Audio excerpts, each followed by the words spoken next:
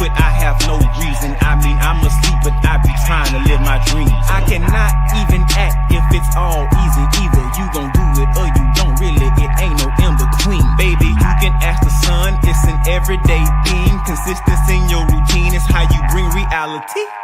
Working like a slave, that's how I made this masterpiece. Living like a god, I lay at night, I rest in peace. They remember me, but I am not Harama beef. mypdfbooks.com. That's books with a Z.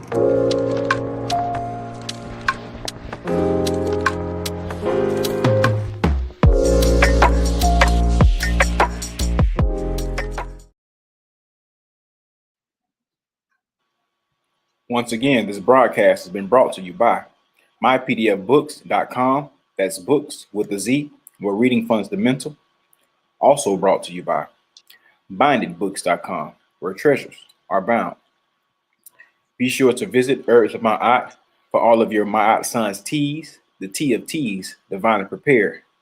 And be sure to check out all of those musical stylings by Brian Hicks Bay at bhbaymusic.com.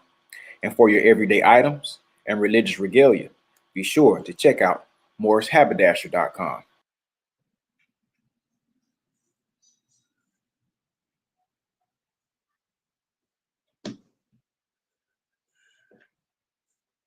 Peace, peace.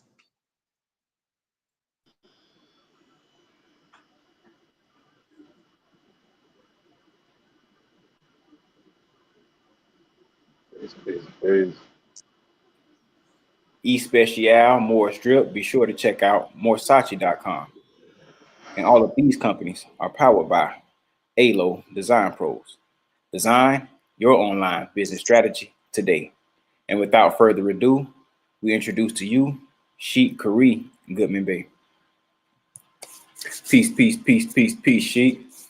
Man, peace, peace, peace. Noble, peace. How you doing, brother? Magnificent.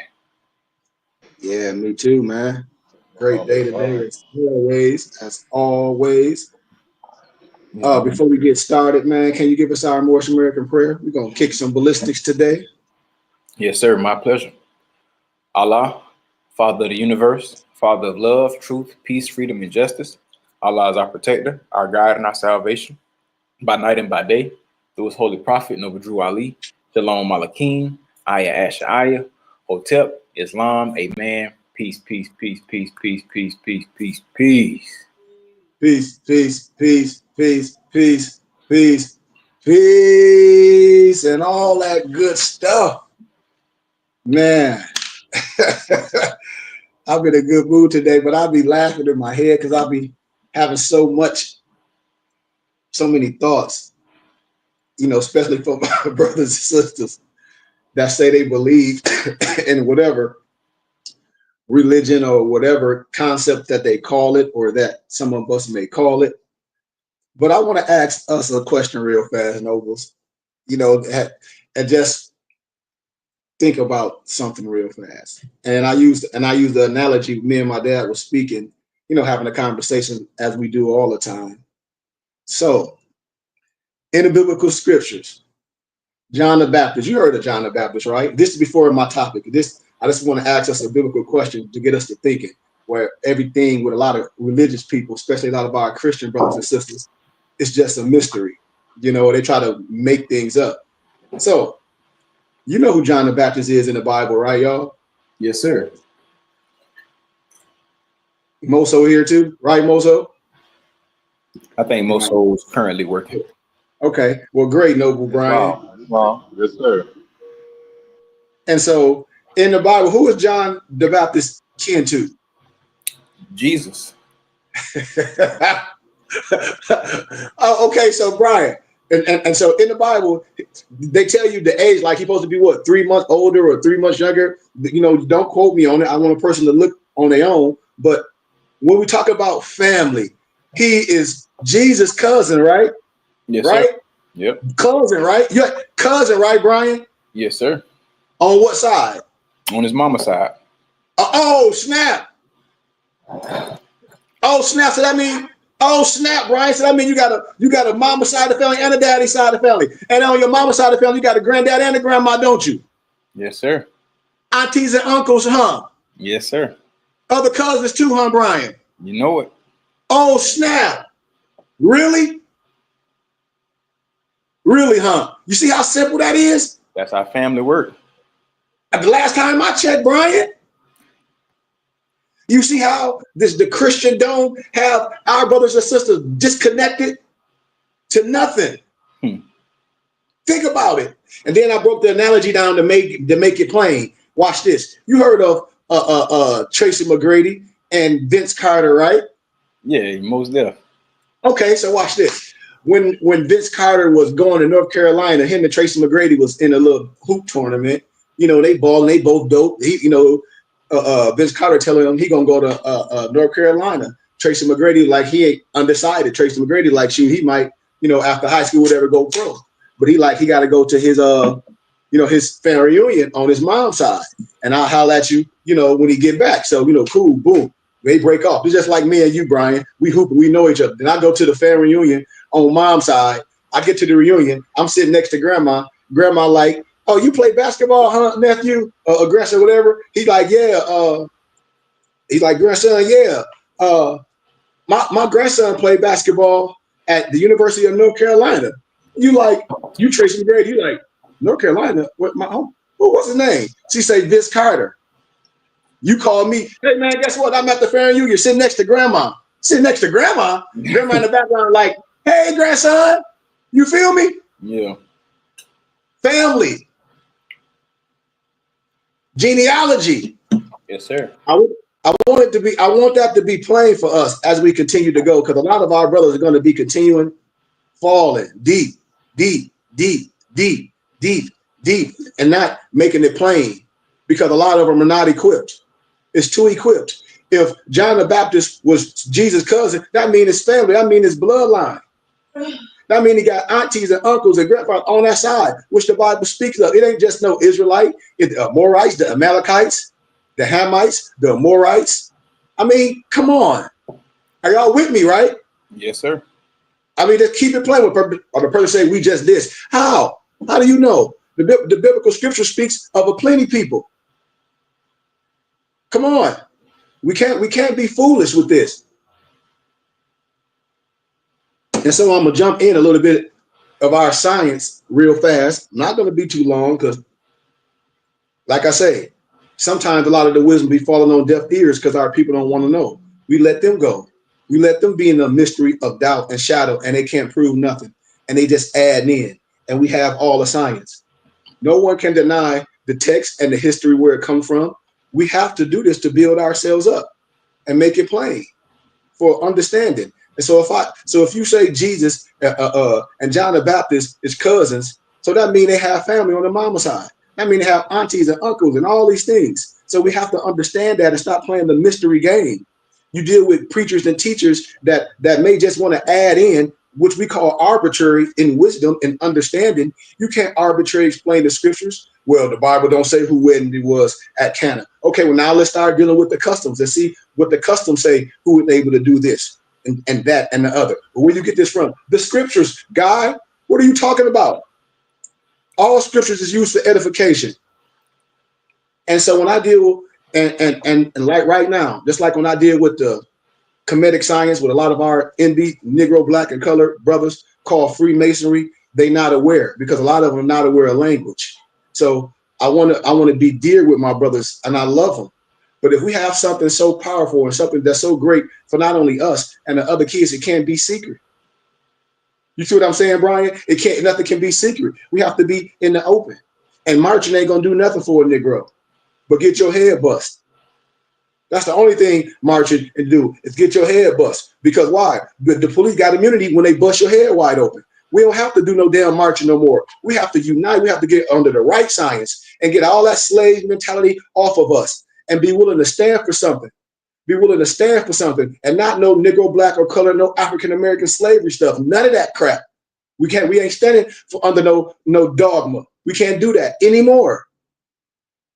And it's necessary for our, and I'm using the language just to keep our mental and an understanding to make it relay. Because if I use certain words, a lot of times the common man won't understand it. But we're not dumb people.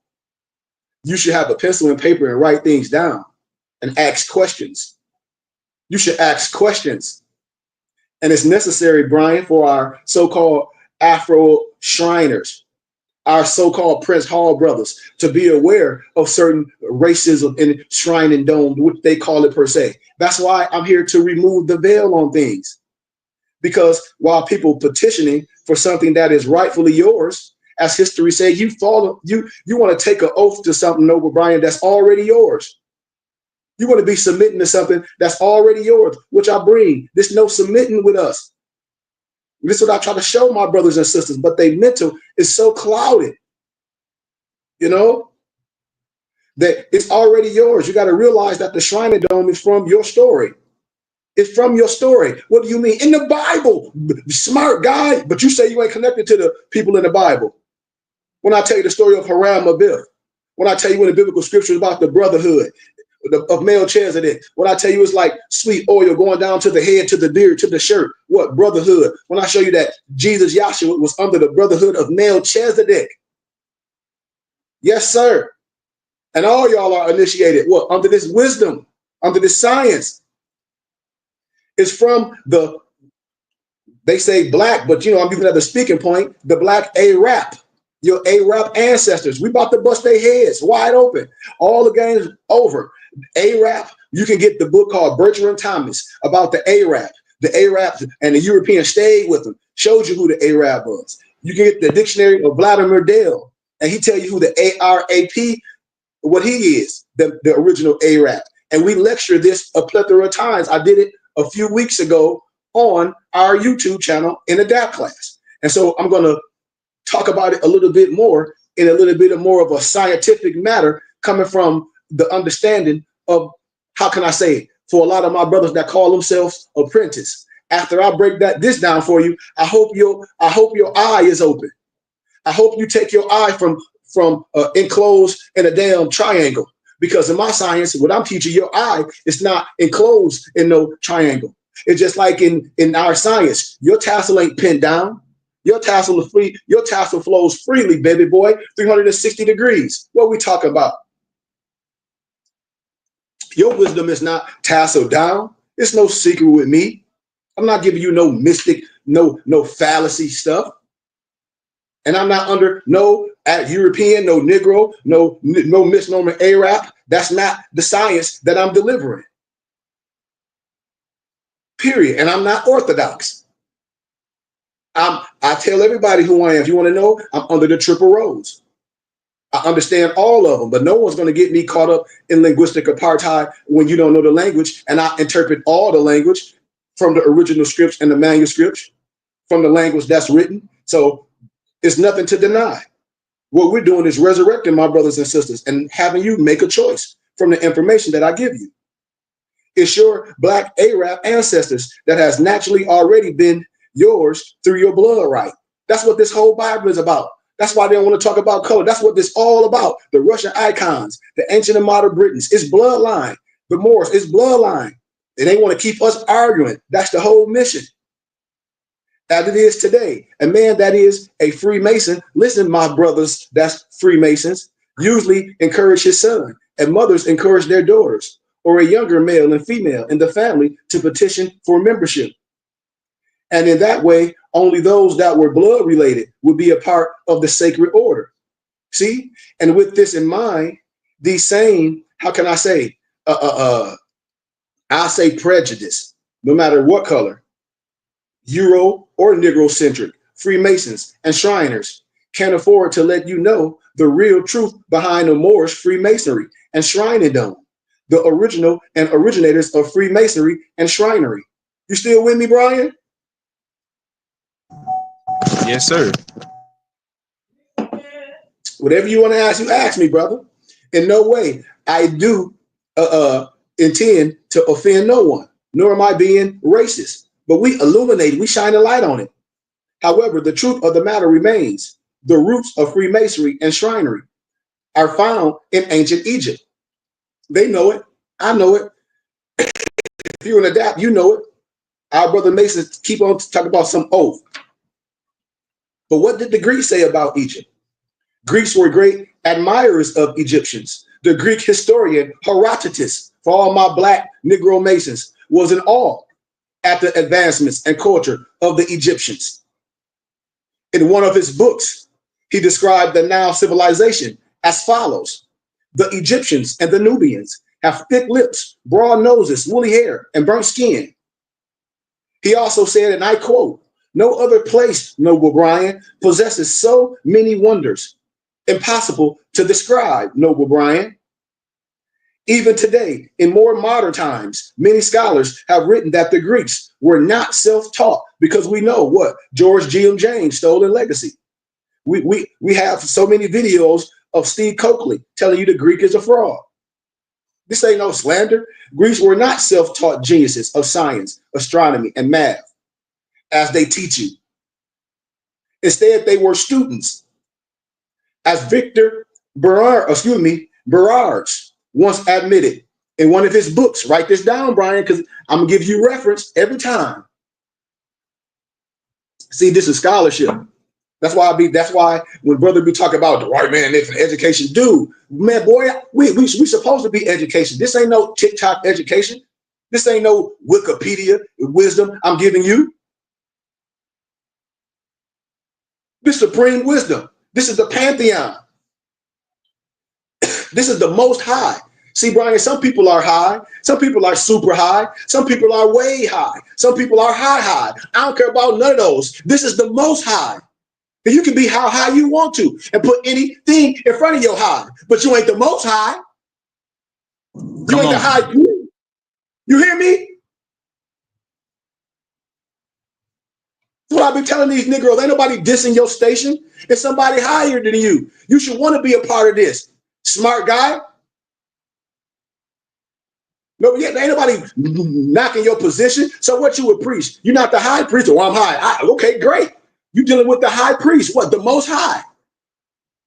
It don't matter how high you are. It's the most high. So if say you the most high, you the Melchizedek, it's others beneath. It's others. But this is the most high. And even in modern times, scholars have written that the Greeks were not self-taught geniuses or none of that. And I told y'all in Victor Berard's in his book, The Origins of the Akkadians, Brian, it's called The Origins of the Akkadians, Akkadian, the cults, in Paris, 1894 AD, on page 10. And I quote, "The Greeks were the pupils of Egypt. The Greeks acknowledged rather simply that they had learned a great deal from Egypt and that this had been formative in their own lives." You see, Egypt influenced the Greeks so much that they gave homage to them by depicting their gods and goddesses as dark-skinned with thick features and with what is now termed peppercorned hair. Peppercorned hair. See, when you're dealing with scholarship and when you're dealing with what the most high, you can't deny it. You might not like it, but you'll look like a fool trying to debate something where it's not debatable. You might not like my candor. So what? The Caucasians, no disrespect, has been worshiping the image of the Negro. Because I told you, I can show you that the misnomer black man is the father of civilization proved by the Bible alone. So if that's the case, if you love this and that, then if today Jesus would be classified as a Negro, then what we talk about? From the very beginning of ancient antiquity, we're going to deal with it. Negroes were worshipped first in the civilizations of Greece and Rome.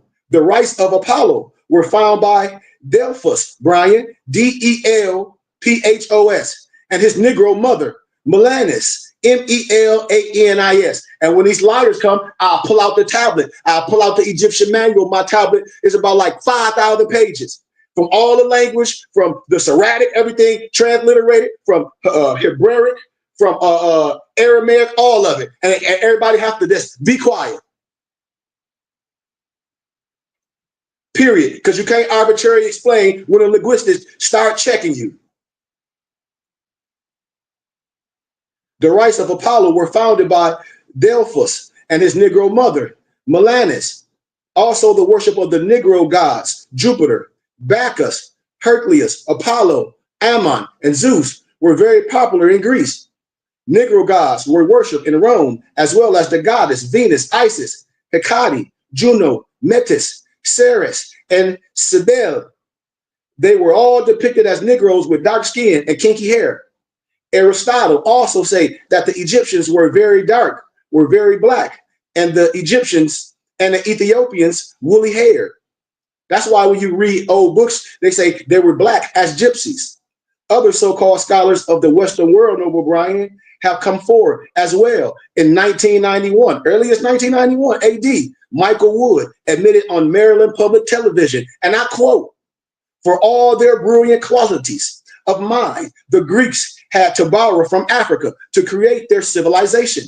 In other words, Greek civilization would have been nothing without the help of the ancient Egyptians, Noble Brian. The Greeks, as well as the Romans, stole all of their information from the Egyptians, who were Negroes. That's why when you read George G.M. James, what? Stolen legacy.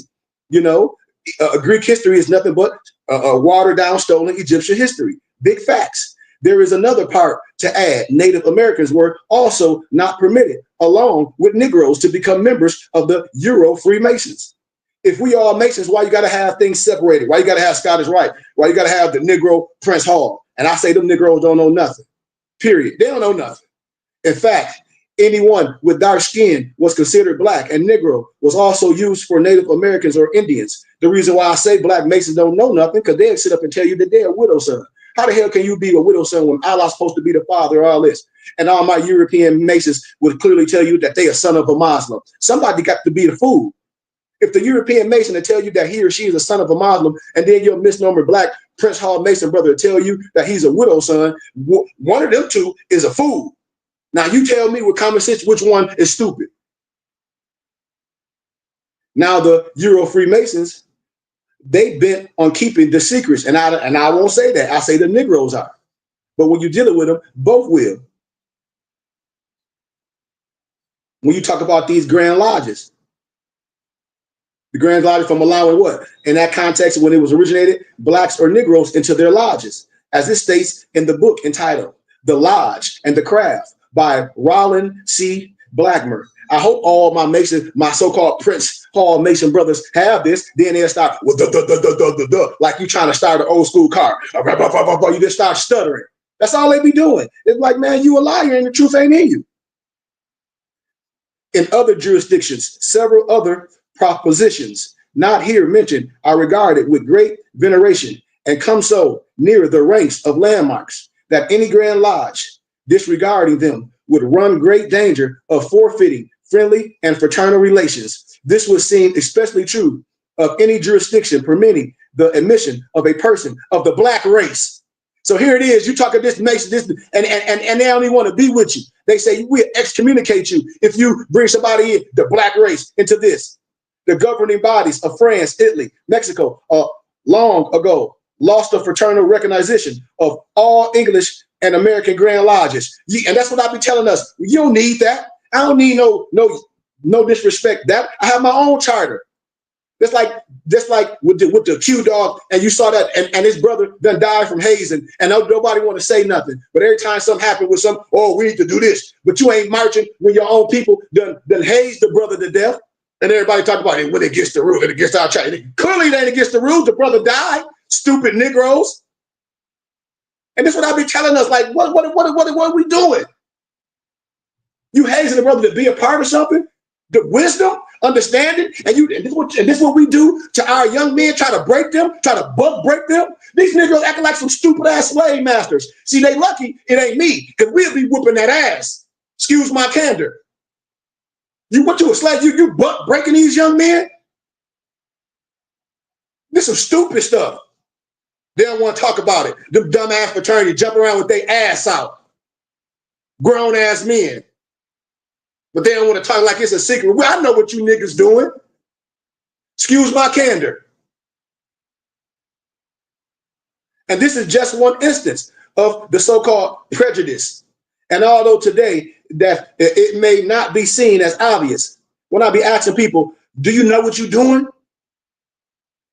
Why is that even until today? because we understand when we did things back then, but now today, why we don't create our own? Why you want to be some Greek? At least the Iotas is the first African-American free fraternity. At least their symbology is from the continent of Africa. You have branches of Freemasonry or Shrinerdom that are strictly for European Euro Freemasons and Shriners. And the branches with Afro Freemasons or Shriners that have been dissolved simply because of prejudice in Euro Freemasonry or Shrinerdom. When I say Euro and not just Freemasonry or Shrinerdom, because way back in the times of ancient Egypt, the Greeks were being initiated into the Egyptian mysteries, or in Arabia amongst the Negro Arabs. Europeans were being crossed over. Then you have Euro Freemasons like who? Albert Pike, and who else? Albert G. Mackey, and who else? Pascal Beverly Randolph. Who else? So-called Alan Blavatsky. It's all reverse moral science. That's why if they was in the flesh, their mouth would be quiet. They were members of the Luciferians who insisted on keeping confusion as followers of Lucifer. And they are key names used by Negro Freemasons also. And then when you see the misnomer Eastern Stars, those of our empresses with the white fez with the gold tassel that's pinned down, and they under the DAR, the Daughters of American Revolution, Brian, and they pentagram turned sideways. They ain't arm, leg, arm, head. They got two damn horns up. And they don't even know it. And they don't even know it. Always talking that stupid stuff. I've been waiting for all of them to say something. That's why I said we lost due to a lack of knowledge. But you talk about you want freedom. You can't have no freedom when you signed the contract out the slave, Negro. What you talking about? What are you talking about? Let's keep it 100. Albert Pike in the book Morals and Dogma admits being Luciferian. And I quote, this is what it says: Lucifer, the light bearer, strange and mysterious, named to give the spirit of darkness, Lucifer, the son of the morning. It is he who bears light, doubt it not, a devil, the fallen Lucifer, or light bearer. It is true. This is a part of the Luciferian conspiracy. Now watch this. Even Shrinerdom has their Alberts. Watch this. What you mean, Sheik? Oh, I'm gonna give you some more Alberts. Now I ain't say Fat Albert. I said some more Alberts in history to line it up for you. Albert L.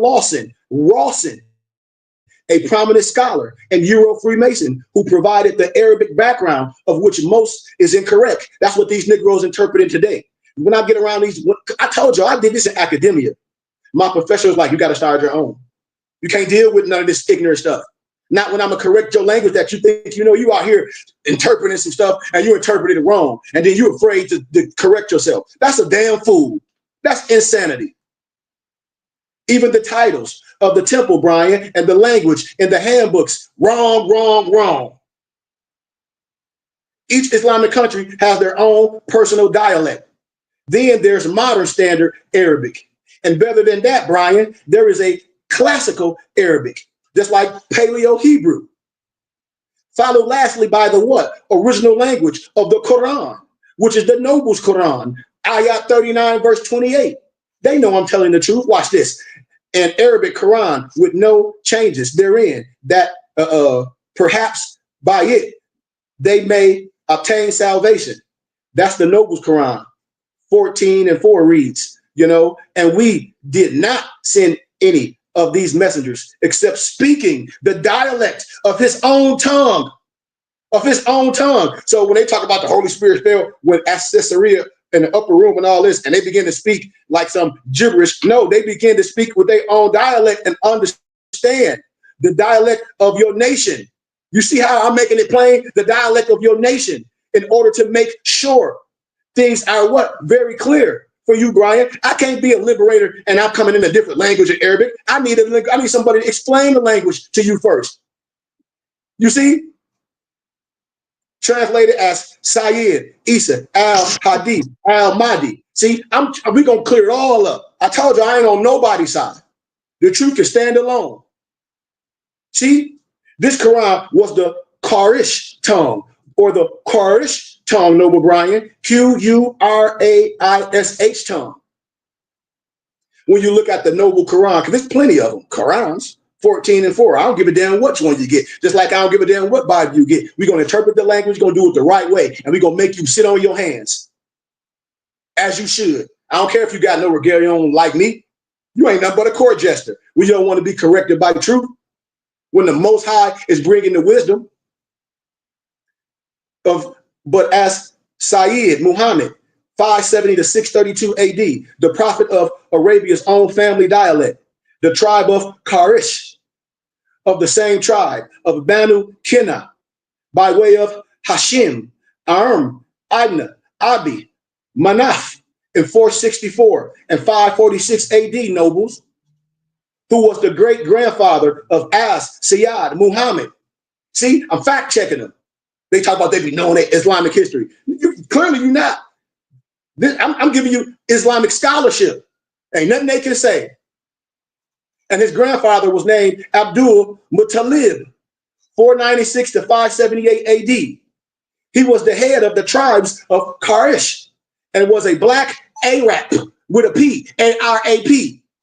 Stop playing. And they noticed the truth. Yes, the original Arabs were the Arabs, A-R-A-P, were blacks. Bertram Thomas will tell you. Get all Bertram Thomas books. And he'll tell you who the Arab is. He'll tell you who the Arabian is. Get them. And the European be dressed up just like me.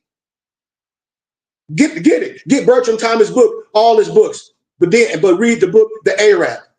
And then come back to me and have a question. You're going to be quiet in the church mouse. All the original Arabs were Moors, were black. In a book entitled, write this down, you want more reference? It's a book titled The Glory of the Black Race by Sheikh al-Jahiz in 776 and 886 AD, nobles. See, we checking him, who was himself a Moor living in Iraq. He described Abdul Muttalib, who was the head of the Quraysh tribes, as being the father of the 10 black lords. And I quote, they said, Ab al-Muttalib, Abdul Muttalib, father 10 lords, black, as knight and magnificent.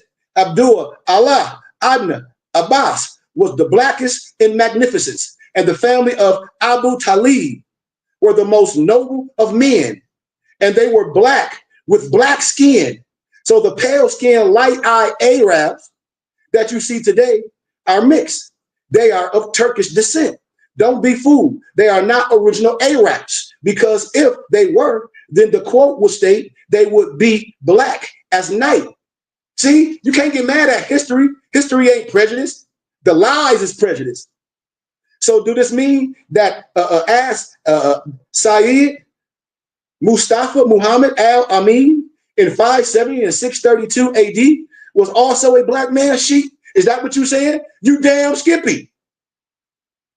Yes, the Prophet Muhammad, 570 and 632 AD, will be classified today as a Negro, and his wife, as Sayyidat Khadija, 555 to 619 AD, mother of who? As Sayyidat Fatima, 610 to 633 AD, were both Negroes. Since as Sayyid, Muhammad's paternal grandfather was black, that would make him black also. Also, J.A. Rogers, in his famous book, 101 Amazing Facts About the Negro, that Muhammad, I don't care how you spell it, M-O-H-A-M-E-T, himself was, to all accounts, a black man. In fact, a contemporary of his describes him as a large mouth and blush color.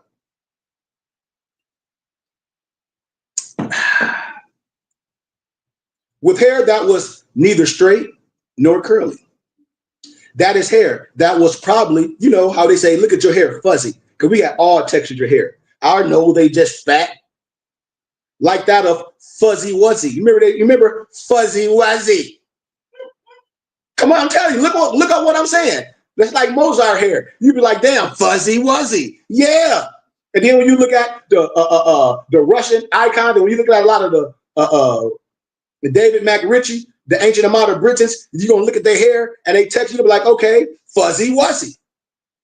The name Muhammad can be spelled many ways. M-U-H-A-M-M-A-D, M-O-H-A-M-M-A-D, M-O-H-E-M-M-A-D, M-O-H-E-M-M-E-D, M-O-H-A-M-E-T. Allah Mana, Ahmad, Ahmad, Ahmed, Mahmoud, Mahmud, bafflement. What you say, Sheik? You heard me. I done told you I'm gonna correct all the teachers. You get caught up in spookism. I got all the manuals to get you caught up out of spookism because you don't even know bafflement is written kabbalistically. Tip, hopes, habs, abba. That's a whole nother teaching. As for my Muslim brothers and sisters, you know, about the race of As Sayyid, Mustafa, Muhammad al-Amin, Muslims have always argued that this is what they say, just like Christians. It don't matter what the prophet color was. That's what they say. It don't matter. It do matter. If it didn't matter, why you ain't telling the truth? Why you trying to always cover all this stuff and make their hands and their feet white? See, I know the trick. So when I look at this stuff and you press the word with the images of the prophet, because it shouldn't be no picture of it, right? Okay, well, let's deal with it. The Muslim scholars world came up against, but they tried to, but one of my professors is an imam. He said, I don't care what nobody say. He was like, you are imam and you're not orthodox. You tasawwuf, you Melchizedek in that. You a noble in this set. You were this in that set. He was like, well, no matter what spirituality you eat, you would be a high priest in that. You would be the most high in that. No matter what title you put on me. And this is what I be trying to tell my brothers and sisters. They be lost because you got the wrong teacher, you know? But they make him with a face veil, long sleeves, butt, and white hands and white feet. So if you ask a person or just using your common sense, that's implying that he's a pale Arab. What? Through the artwork. Because if you couldn't read or write, all you got to do is look at the pictures from the hand and the feet. You're going to think they what, babe? White. See, come on, stop playing with me. This is what I be telling people. Stop the cap. You don't want to play no games. I'm not here to play no games with nobody. Hell. Yet there is no prejudice in al-Islam, they claim. It ain't no prejudice in Christianity. It ain't no prejudice in the so-called Hebrew Israelite. It ain't no prejudice in these goofy these sovereign citizen Negro criminal Moors. Yes, it is. You're going to deal with the right science. We're going to do something. If not, you ain't going to be around me. You may have noticed that a lot of stuff, when people say Arab, A-R-A-B, instead of Arabic, when I say this, or Arabia, A-R-A-B-I-Y-Y-A. You know, when I talk about mystic shrine stuff, when I show you that we were the original mystic shrine, you know, because the reason is, watch this, a person whose native language is Arabic will not use the adjective Arabic or, Arabic or Arabi, A''A-R-A-B-E-E. They know it. We're referring to oneself. One might say, I am an Arab and I speak the Arabic language, just as you see a distinction in English. But see, it is the same when expressed in the Arabic language. Ana Arabi, wa lagati, Arabia. I am an Arab and my language, my tongue is Arabic. This is another example of the mistakes in translation. And see, they know it. In the world of Shrinerdome, per se, Noble Brian and Noble Moso, it was a man named Albert L. Lawson. I'm on their head. Rawson, who was also a printer, linguistic, and even a ritualist from America. This man is responsible for many of the incorrect translations used by many temples. For instance, Noble Brian, the motto that they use, Kawat wa Gadab, is translated as fury and strength, which should be correctly translated in Arabic language as Kawat wa Gahub, strength and fury.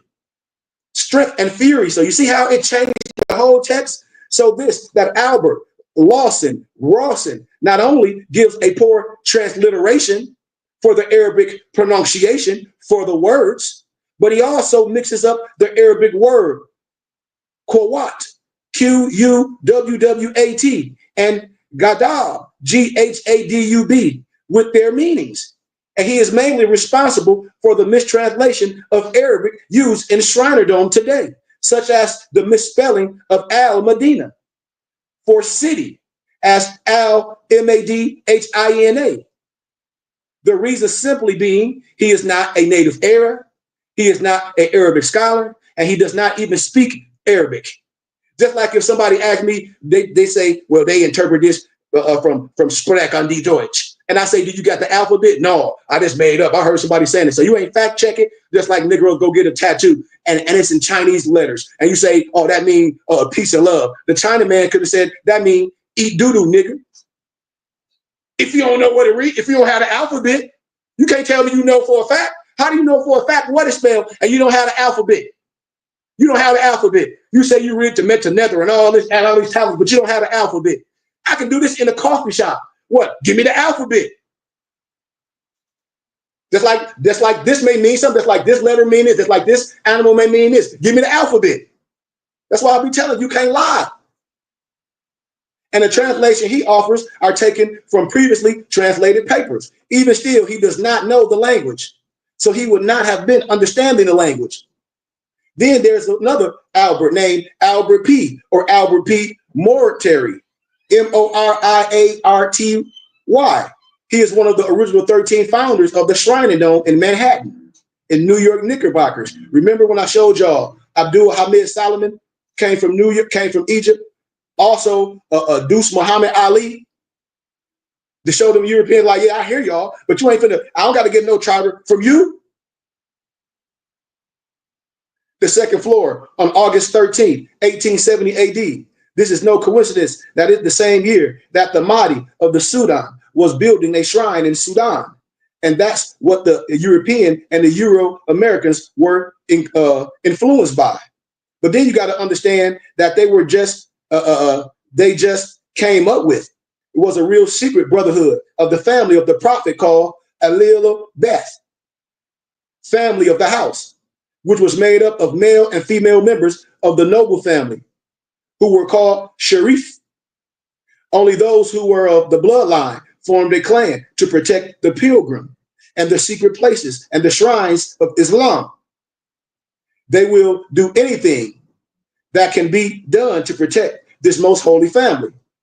So we got to make this clear. The shrine is real and should be taken away. Y'all still with me?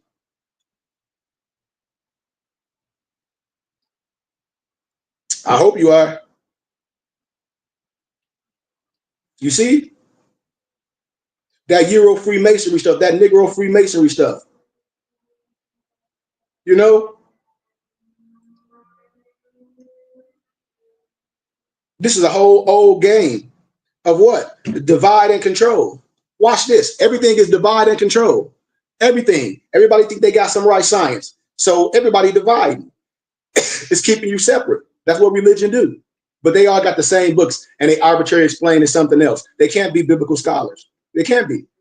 Each group will claim to be the real one, when in fact they are using the same books written by Euro Shriners. One big mistake they all seem to make, nobles, when it comes to the Shriner, white or black, is that they become or portray Muslim men. That is, they use the Islamic faith. They name their temples with Arabic names. They use the Quran. They wear the Islamic clothing. But I wear biblical terming. I ain't like I'm telling y'all. All this is yours. A lot of times they say Assalamu alaikum, which is fine. They take on the Arabic language. But I say you don't have to do all that. It's great.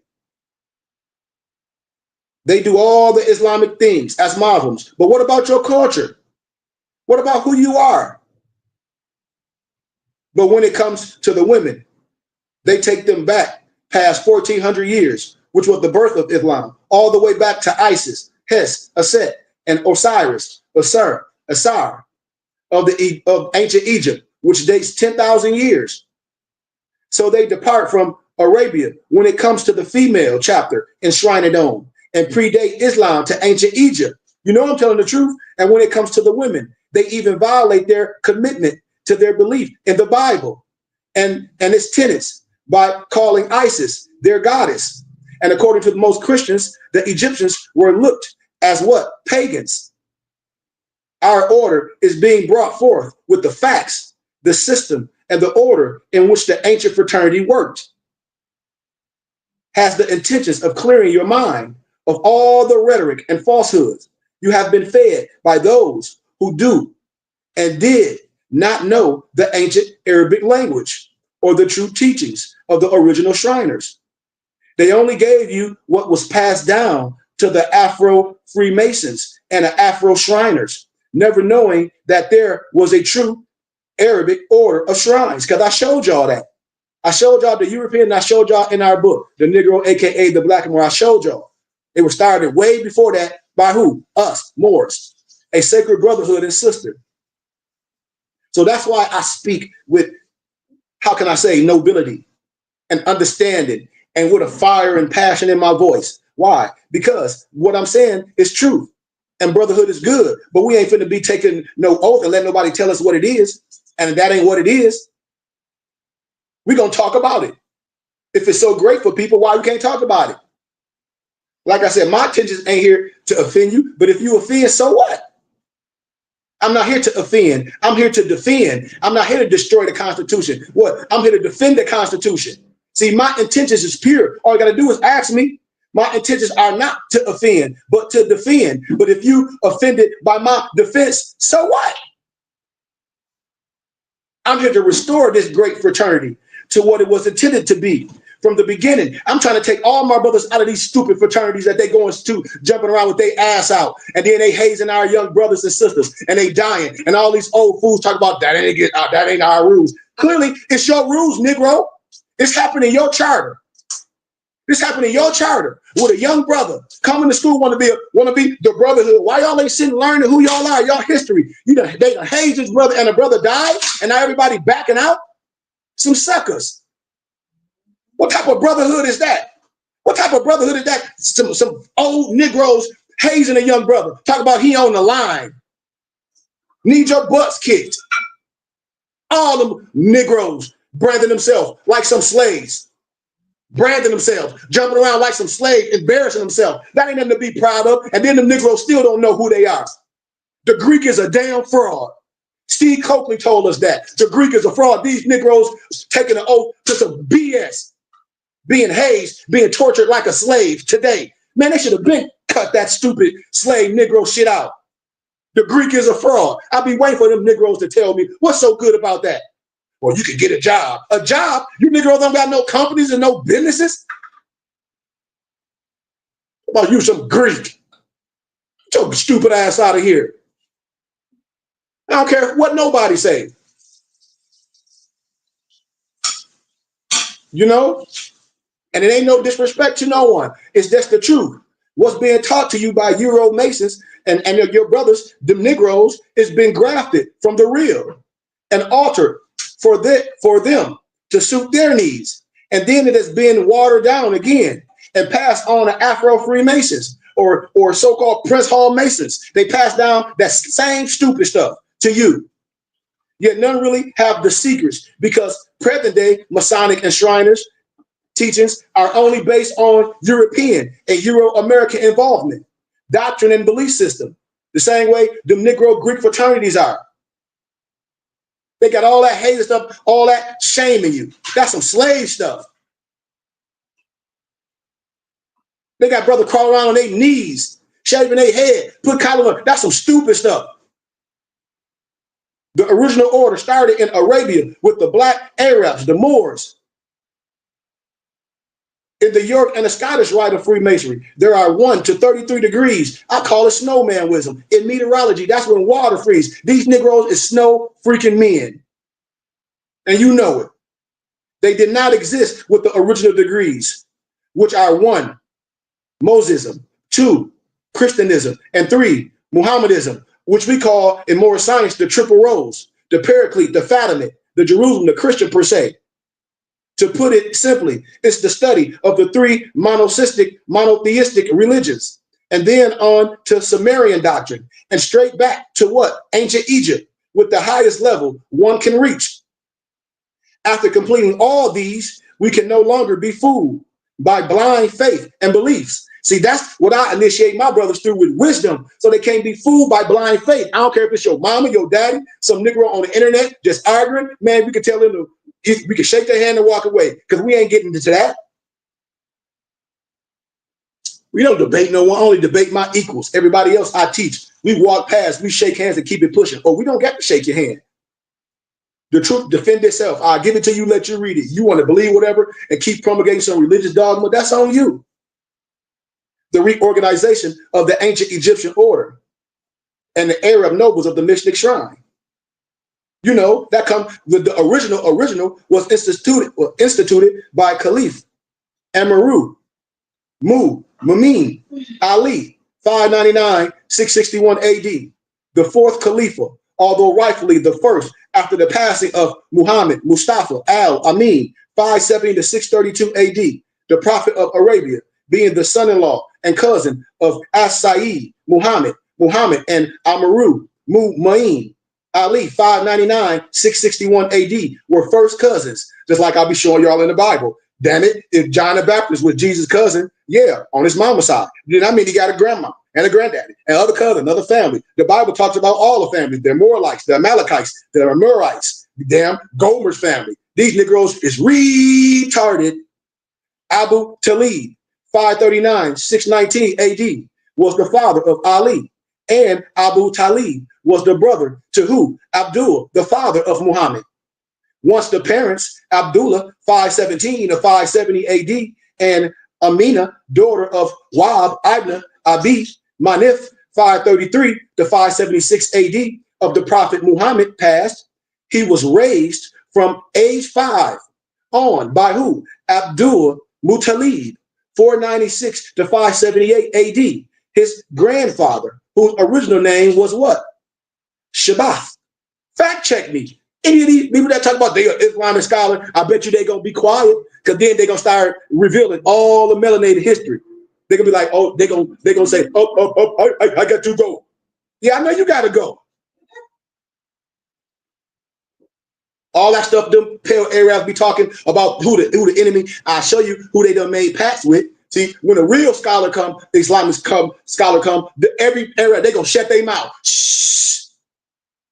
The sacred order was originally started by the Hashemites, those tribes, the Quraysh, whose chief was Abdul Muttalib, 496 to 578 AD. All these pale Arab ancestors. See, they got to know that. That's why they ain't gonna teach you like I'm teaching you. As the head of the Quraysh tribe, they were responsible for the upkeep of the Abd Dakir Jama, the shrine temple called the Kaaba. The Quraysh tribe collectively became known as the Beacons or the Mekons, and were in total control of trade and out of Becca, aka Mecca, and the Hashemite clan would give the pilgrims bread while on their Hajj. Remember, pilgrimage, and protect them. See, I'm teaching. Y'all know I'm telling the truth. See, the purpose of the Benevolence Brotherhood was to protect the pilgrims from the bandits that would attack the traveling caravans. Outsiders initiated killings, rapes, robberies, all those. One group of bandits in particular was led by the Abyssinian Vicary, Abrath Ashram, who eventually launched an attack on Becca to destroy the Kaaba. Because of this difference in belief and religious conviction as a Christian, the Beccans, Beccans, were in no way prepared to defend or protect the Kaaba.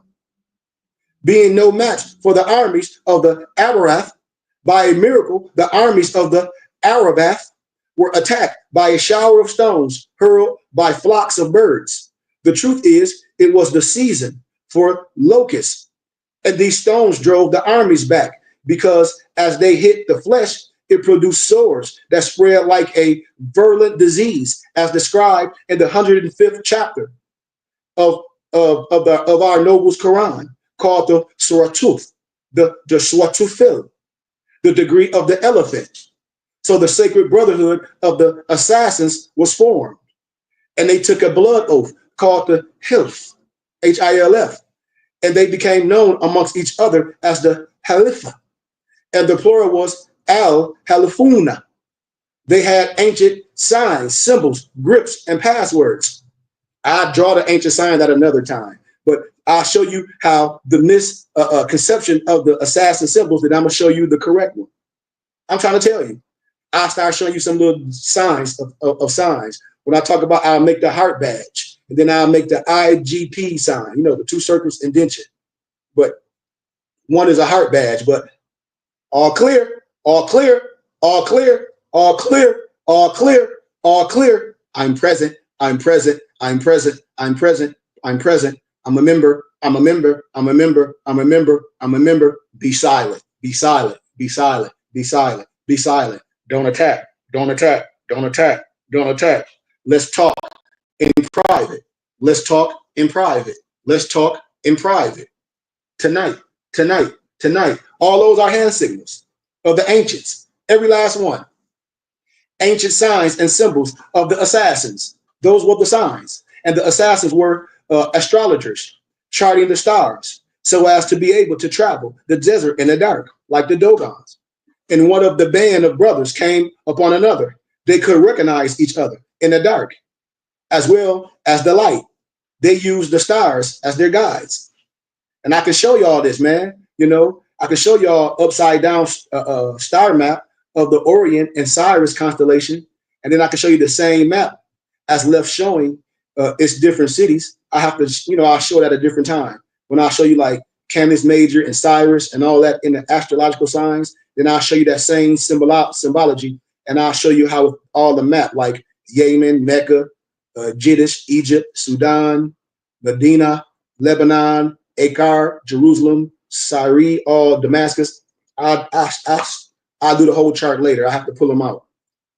But you're looking, what I'm breaking down is the Sirius star constellation, known to the ancient Egyptians as the Sobdet or the Subdet, Sobdet, or the Supdet. And it's a whole chapter in the Noble Quran, chapter 53, dedicated to it, called the chapter of the star, which we call the An-Najm, which consists of 62 verses, the exact age in which the Prophet Muhammad died. The Prophet Muhammad was born in the year 570 AD and died in the year 632 AD, making him 62 years of age. Here is wisdom for the true Shriner. The Noble Quran 53 and 49 reads, the Noble Quran, and verily he is the Lord over Sirius, star constellation, translated by As Saeed Isif al-Hadi al-Mahdi. You know, the Noble Quran of al-Islam mentions the star Sirius, which is in Canis Major, saying that Allah is the Lord of this particular star. This was Isis, the star in Egypt, and the Mohammedans used it with good reason. To the keen observer of the night sky, the North Star, also known as what? The Polaris, the brightest star in Ursa Minor. It was used by travelers to guide them through the night.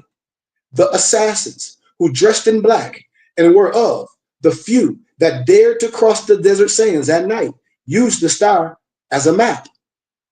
And if you were looking at the Sirius star constellation from the heavens, you would see it as it appears in figures that I'm going to show later, pictorials at another date.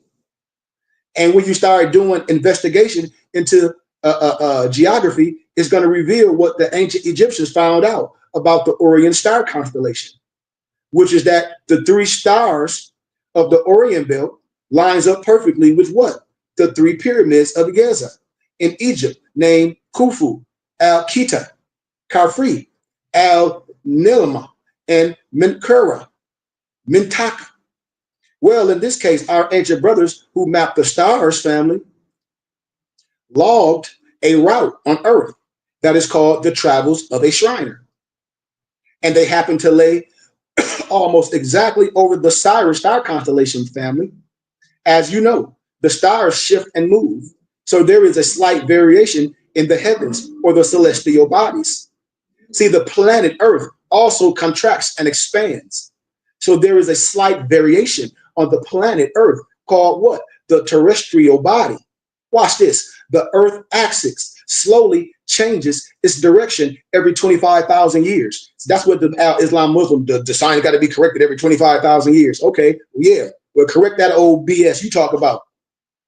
The North Celestial Pole described the small circle with a radius equaling 23.5 degrees around the North Elliptic Pole, with a consequent westward drift of the equinoxes, which is the 2 points where the celestial equator crosses the elliptic.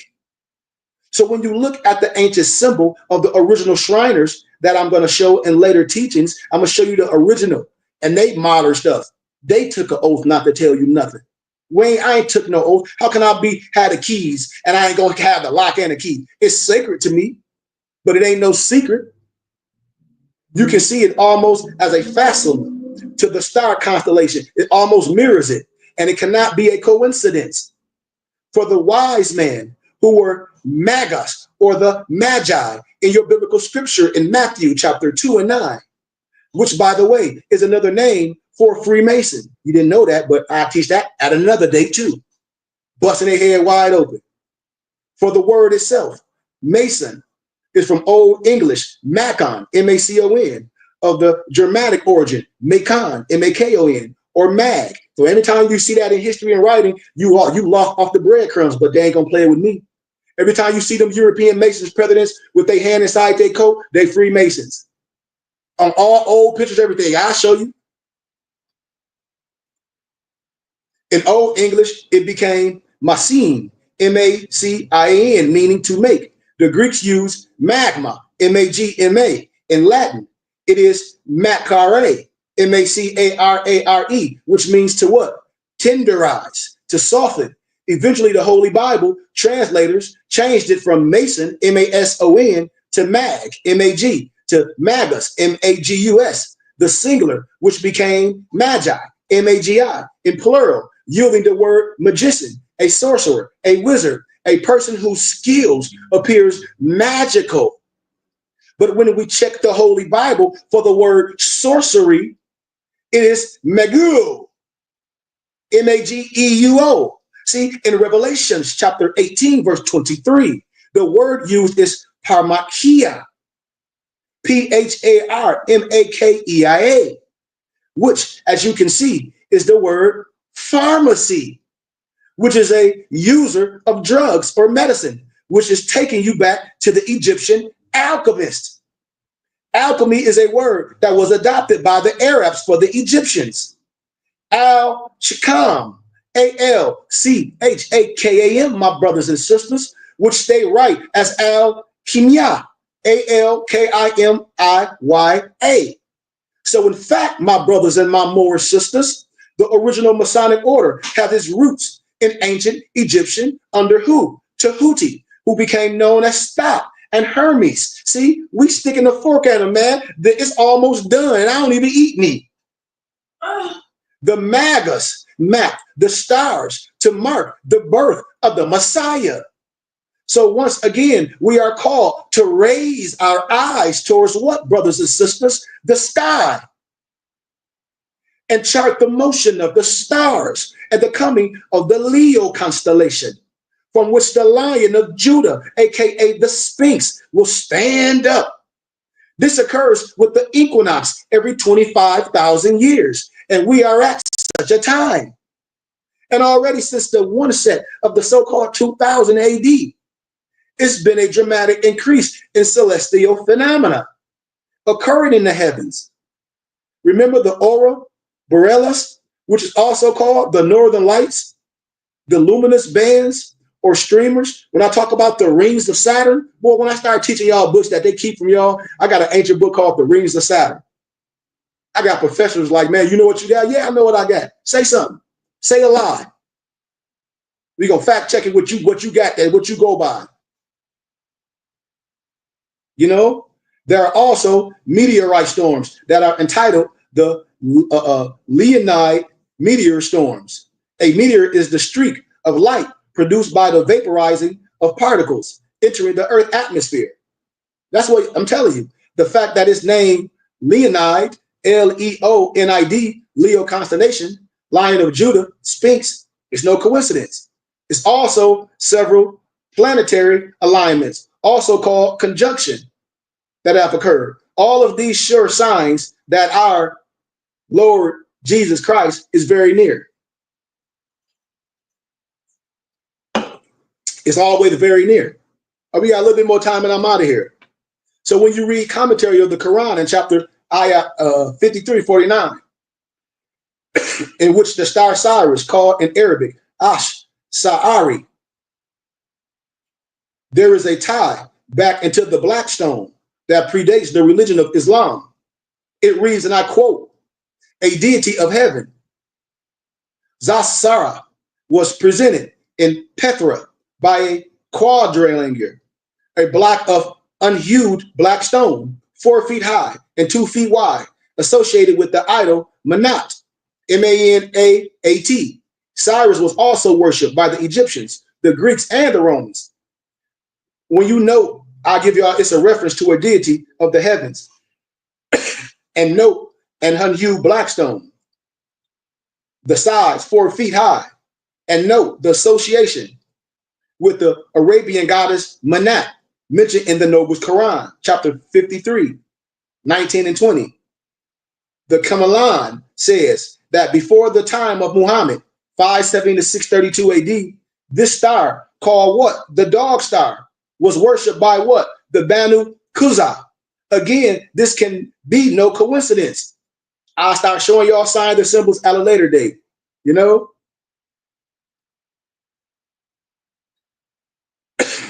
You can see by following an arrow when I break things down in maps, when you leave Jeddah or Jeddah in the west and travel eastward across the desert to Becca or Mecca, then south to Yemen, then north across the burning sands to Syria, then the final journey, journey from Syria southward to Egypt.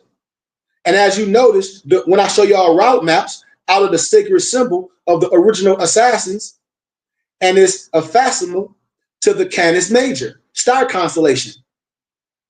Herein is wisdom for the true Shriner. When I talk about the Arabic and the nobles of the mystic shrine, I already showed you who that was in history. I already showed y'all in Moorish science in our book, The Negro, aka the Blackamoor. I showed y'all that. Then I showed y'all the European when they talk about they the mystic shrine, so modern to some 1914. The original word for shriner in Arabic is al-Mudokkarun, Almudhkheroon, was lost to many because of its pronunciation being so difficult. Al-Mudokkarun, how that difficult? Al-Mudokkarun. It was lost, they said, for the pronunciation so difficult that even native Arabs couldn't pronounce it. And when I be pronouncing this, when I be getting around old so-called imams that I done met, they're like, when you say Mudokkarun, they be looking. They're like, oh, he's original Shriner. He's the Rosanna cross. That's why I be laughing at my brothers. I be like, come on, man, I'm right here. Let alone foreigners. In fact, most Muslims today do not speak or understand classical Arabic. Just like a lot of these Hebrew Israelites, they don't even speak their language. They don't even know Paleo. None, which has its roots in Syriac from the Ashuric from in Genesis 10 and 22, as I lectured a plethora of times. So they only speak their dialect of Arabic.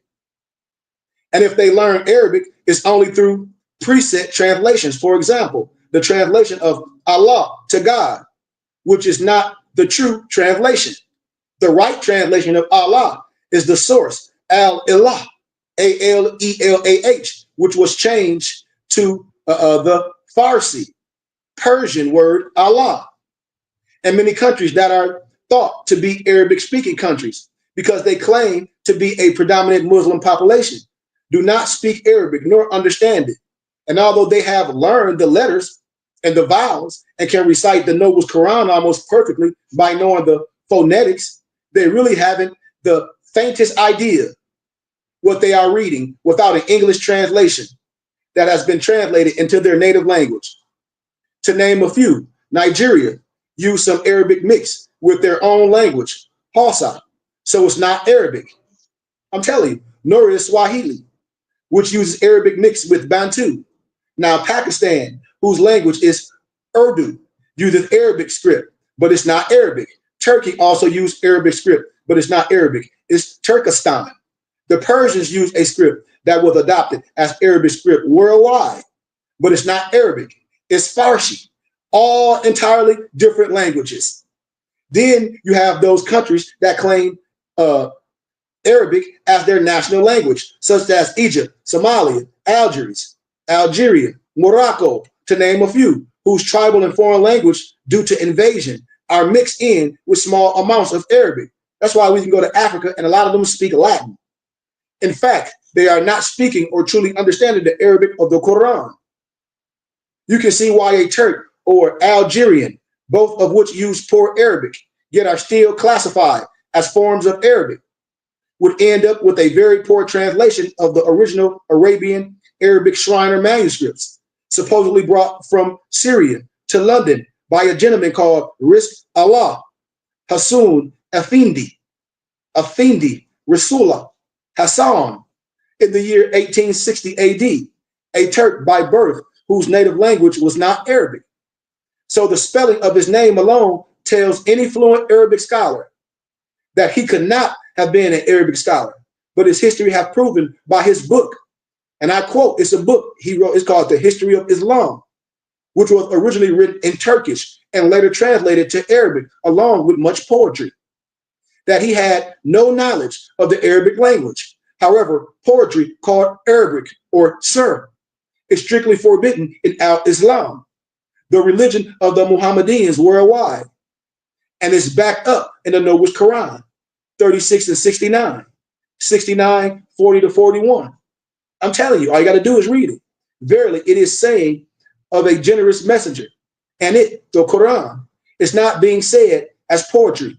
Sure, little is the belief that you have. Translated by Al-Sa'id Isa al-Hadi al-Mahdi. It was his poetry in Turkish, not Arabic, that offended the Turkish government. Then in an attempt to deceive the then strictly Muslim country into accepting the book from what they considered the Bible, entitled the Book of Job, the Al-Kitabi Al-Ayab, he translated it into poetry, which did not fool the Turks. He was caught, declared a non-Muslim, and banned from Turkey. The ritual is known in Arabia as El-Madat Mutim, the pillar of society. The original is not to be taken for the poor translation in existence today, referred to as the pillar of society and other ceremonies.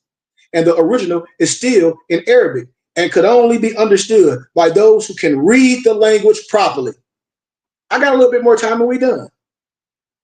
There also was once an Ali shrine temple in Arabia. The original sacred council of it, called the Ansarullah, the Ansarullah. They moved to Sudan. It was headed by the illustrious noble El Hajj Abu El Qadar, the Grand Sheikh of Ali, A-L-E-E, aka in English A-L-I, the Temple Mecca, Arabia.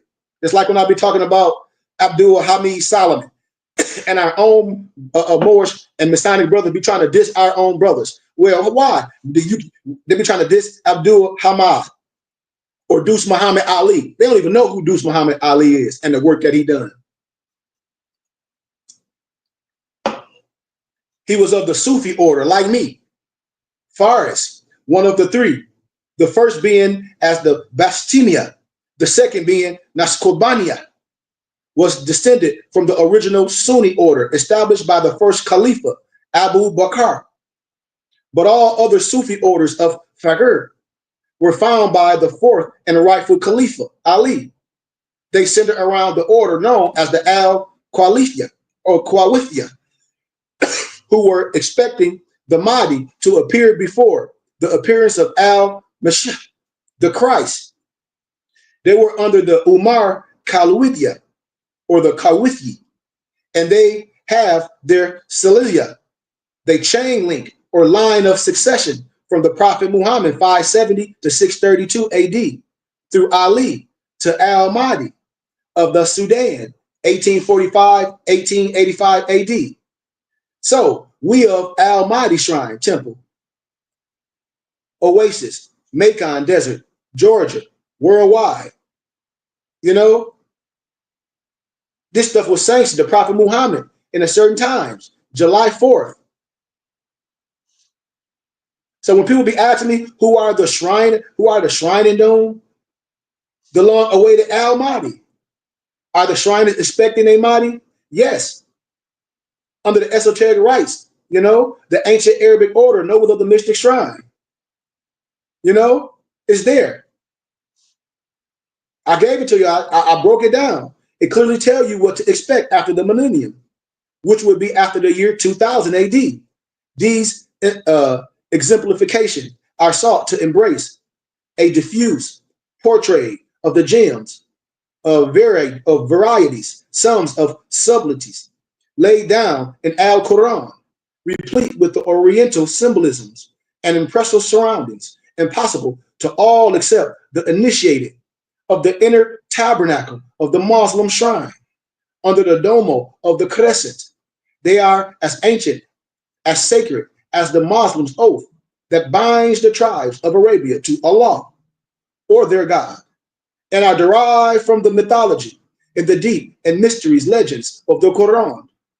Its votaries, vow takers, are figuratively expected to accept the prophecy of the approaching millennium, the warning of the Ummah, the learned elders, the appearance of the Al-Mahdi, the guide, and the end of the world. Our most gracious attributes are to be exemplified, acquitting ourselves of all temporal thoughts and preparing at any sacrifice to expiate all sins. We elucidate the embodiment and personification of the great Islam with paganists, with Zams, with defenders and Ritnium, followed by the wailing dervish with sandaled feet, all aimed the sweet perfumes of Arabia's incense, from swinging censers and altars of sacrifice with accompanying fervent music, deep, sad, austere, and yet a weird and mystic melody. So why are you designated to guide shrinery aright, you may ask? Because of my being the Mahdi, because of my bloodline. That's what I'm talking about, because this is what's happening. I keep telling people, like, it's a prophet and an angel every dispensation. We can't let nobody else teach us. Why? It's the bloodline. I'm your brother. Even in Genesis 6:1, I want brothers and sisters to read Genesis 16:5. In the Bible, back to Abram, who the Hebrews call Abraham. We know him as Ibrahim or Abraham, Ibrahahem. And from Abraham, 2078, 1903 BCE, straight back to Adam, 4026, 3096 BCE, Adna Allah. Come on, man. Everybody, all my Arab, but they're like, you are the Mahdi. You are Melchizedek. Your brothers don't know. But they about to find out in the moment, in the twinkle of an eye. The shrine ritual need reforming because of the present translations. Just like my brothers that's called Christian and Islamic. It needs to be redone, updated. It was done by Noble Albert L. Lawson, who was originally from New York, who was said to have done the Arabic translations from the nobles of the Mystic Shrine, September 26, 1872 AD. At the first session, he did his best, but he was not a native Arab, nor was the Arab language his native tongue. You see, a lot of us speak English, but don't know that a lot of other languages was our native tongue. And when you start researching it and studying it, then you start fact checking people, and they have acquired your native tongue.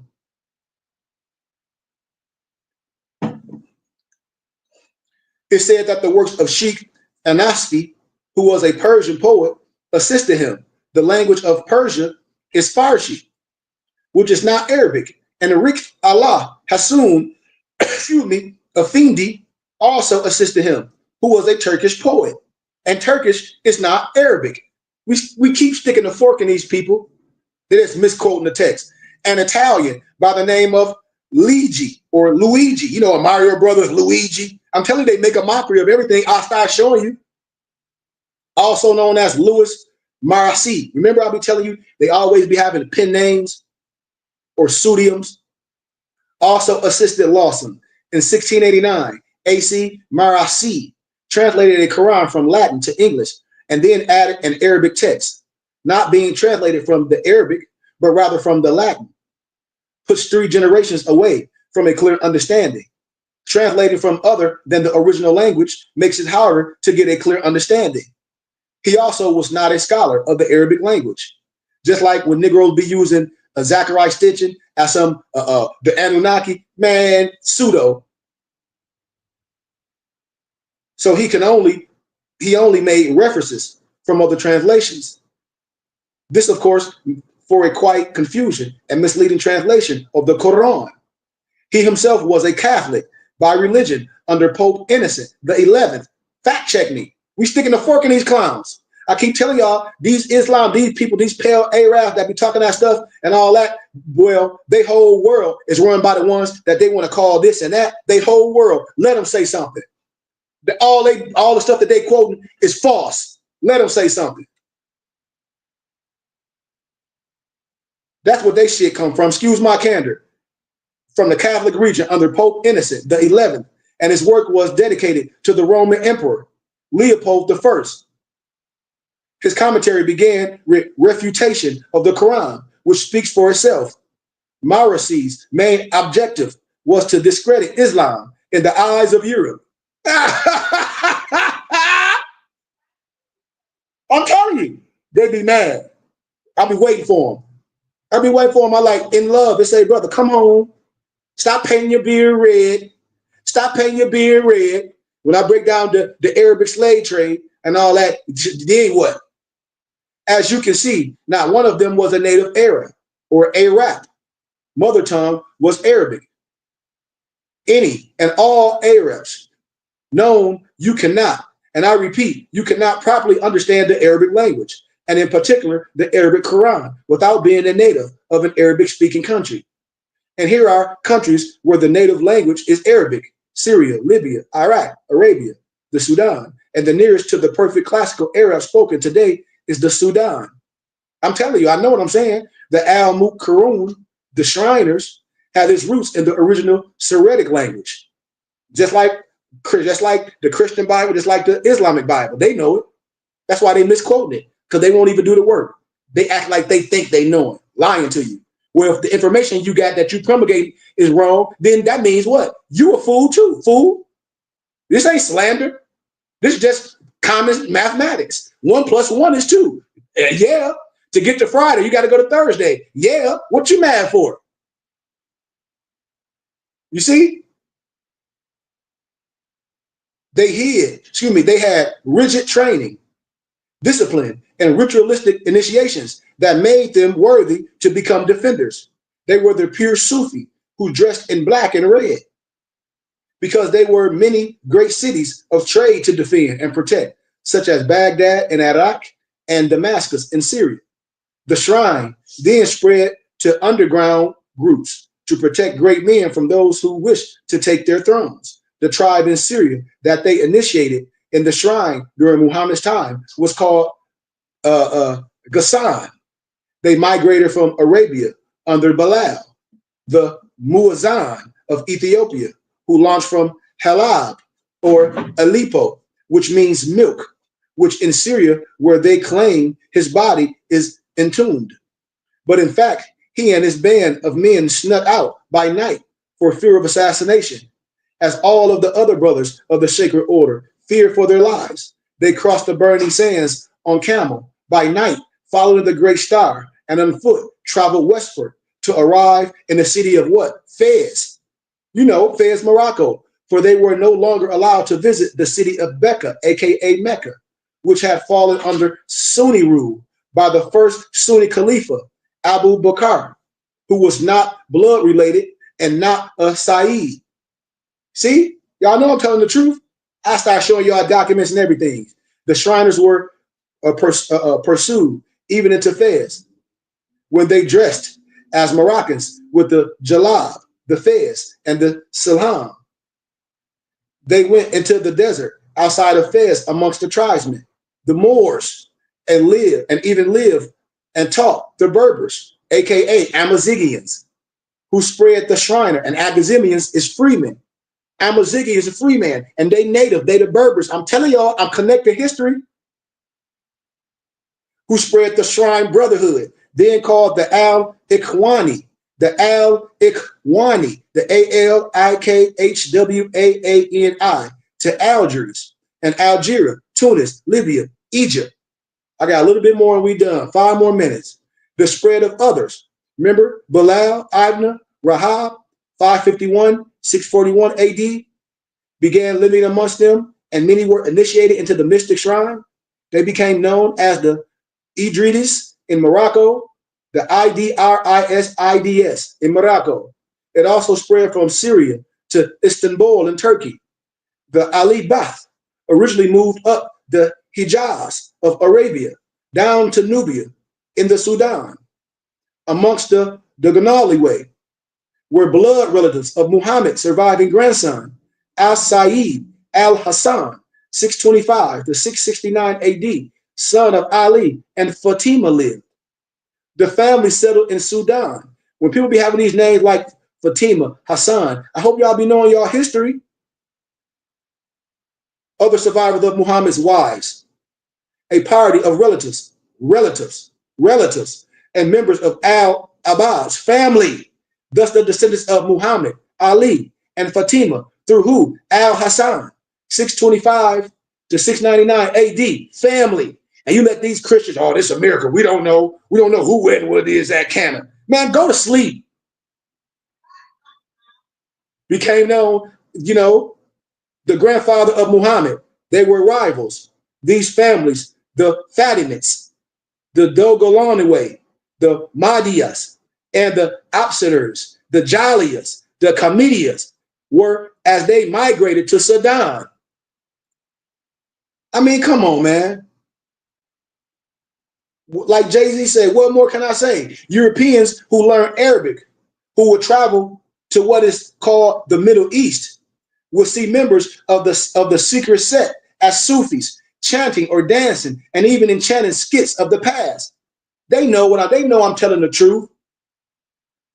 We were the Knights developed the Knights Templar, a branch of Freemasonry today.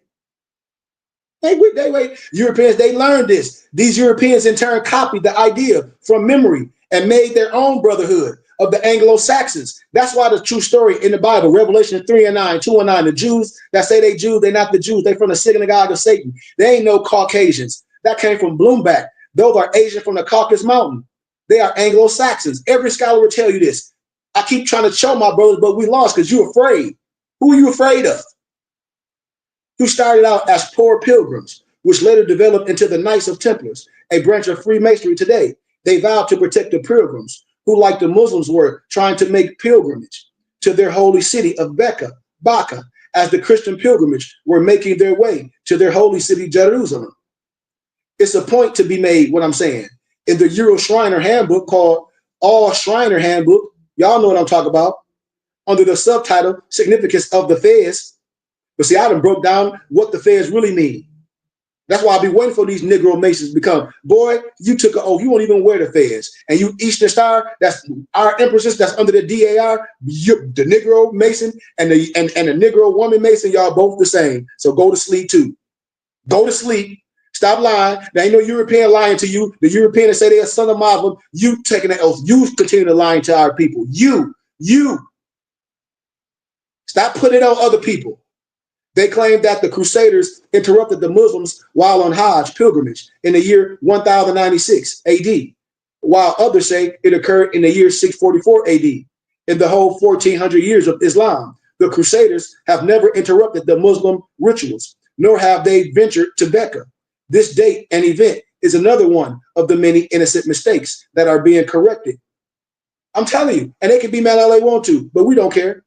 The Knights of Templar were established in 1118 AD by U.D. Paynes, Godfrey de Saint Aldemus, and 7 other men whose traditional dress was black, who fought against the Muslims during the Second Crusade. But this was nowhere near Mecca in Arabia, and the original sacred society of the Hashemonites dressed in all black, which is where the Knights of Templar acquired it. And the next step in advancement after the Knights of Templar is the shrine, the Mohammedan creed. It was the Muslims who took them in when the King of France decided he wanted their wealth and condemned them all to die. Muslims took them into the mosques and protected them. Just sound like the martial arts of the Buddhist monks when you get ready to be killed and hunted, you know, and then what? You run to the Buddhist shrine and they'll let you in and protect you. Come on, man. Y'all know I'm telling the truth. Use your brain. You got one, or you might not. But in the mosque to protect them. But first, they had been initiated into what? Al-Islam. Just look at the Shiite countries today. They still wear the white dress, which was the symbol of death in ancient Egypt. This is where all of these secret societies came from, while the Crusaders were known to wear a white tunic with a red cross. While in Jerusalem, the Muslims, some of the Knights of Templar, were able to obtain information about the secret societies and used it to further develop doctrines of their order, which then spread throughout Europe. Let them say something. By this time, Freemasonry had made its way through Europe and across the waters to the shores of America. Certain Euro and Negro Freemasons became bored with the rituals of Freemasonry that they created and were looking for another fraternal brotherhood. I'm telling you. Founders of these Euro Shriners were William J. Florence, Dr. Walter Flemings, with the help of Albert L. Lawson, all these Europeans. William J. Florence, the actor, while on tour to the Near East in 1870, met the Sultan in Cairo, Egypt, who was Ismail bin Ibrahim Pasha from 1798 AD through 1805 AD. Egypt had been under French and British rule, and during that time, these British and French set up Masonic lodges in Cairo, Egypt from 1805 AD. The rivalry between the French and the British ended up with the British winning, ruling in 1882 AD. This was also called the Turk-Egyptian period, which the Turks, who called themselves Egyptians. The ruler of Egypt was Turkish, not an original Egyptian. The original Egyptians were Negroes called Nubians. The Shriners then were set up under Al-Mufti Mahdi Bey, the governor of the Berbers, since 1882 AD. He was of Kurdish origin. Al-Mufti Mahdi Bey was under the Grand Sheikh named Abdul al-Qadir Wad al-Sa'an.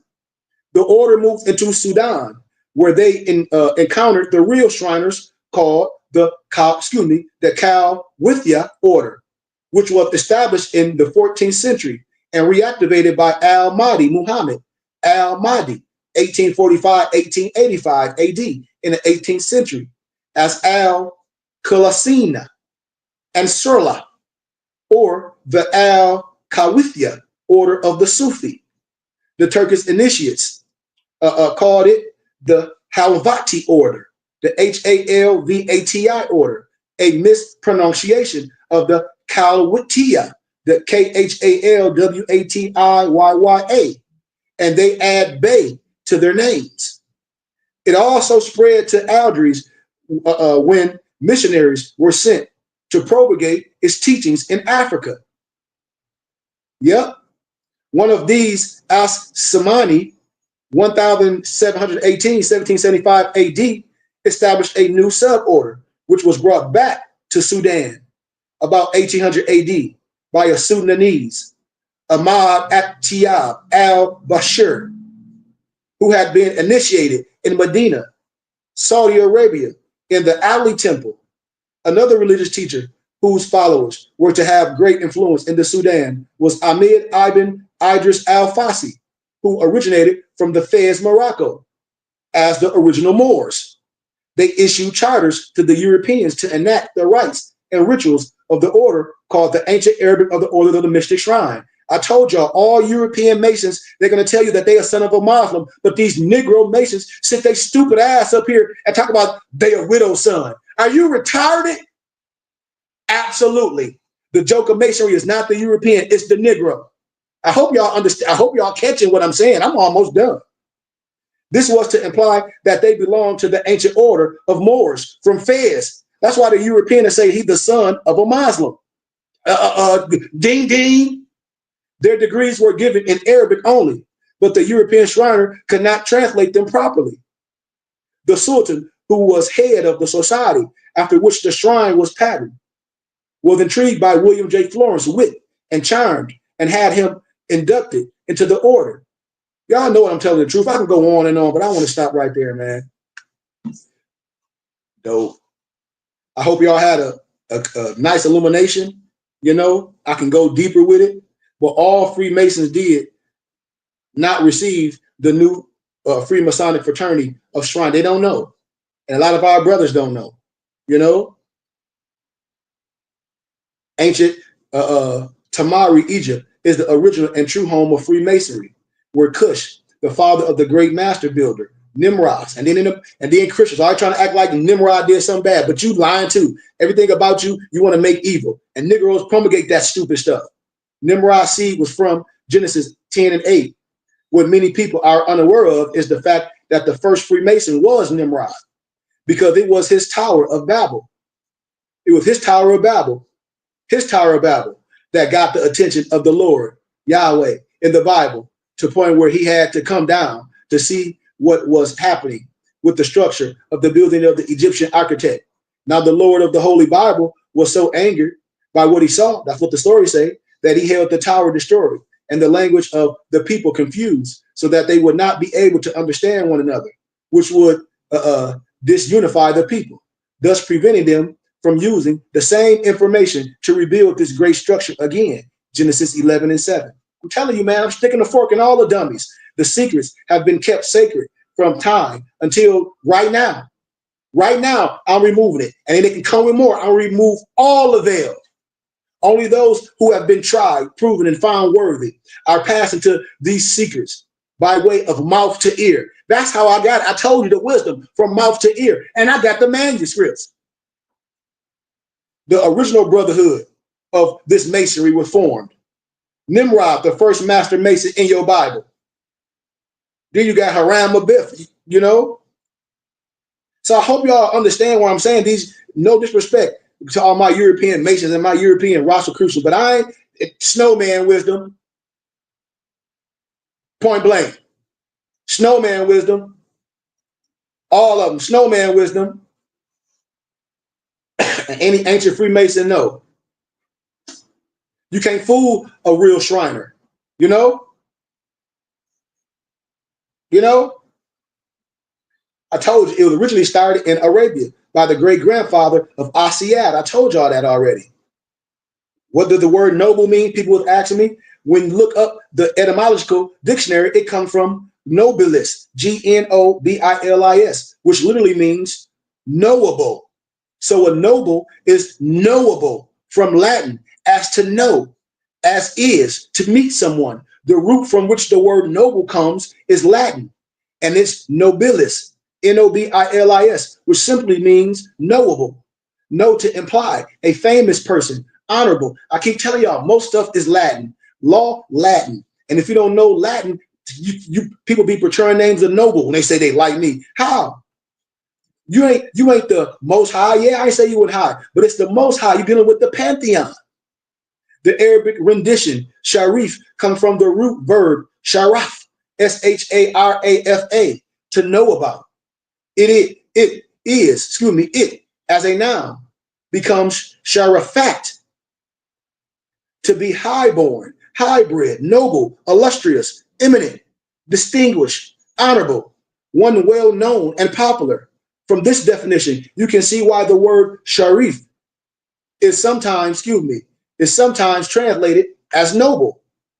And when again, it actually means honorable. As a matter of fact, my brothers and sisters, there is a phrase in Arabic, asfarafta, which means pleased to meet you. A-S-H-A-R-A-F-T-A. Pleased to meet, to know you. And the root of this word is sharif. In Arabic, the word muluki or malaki, M-U-L-U-K-I, it means royal. And this word would be the correct Arabic translation for the usage of the English word noble. See how I just corrected that for you real fast?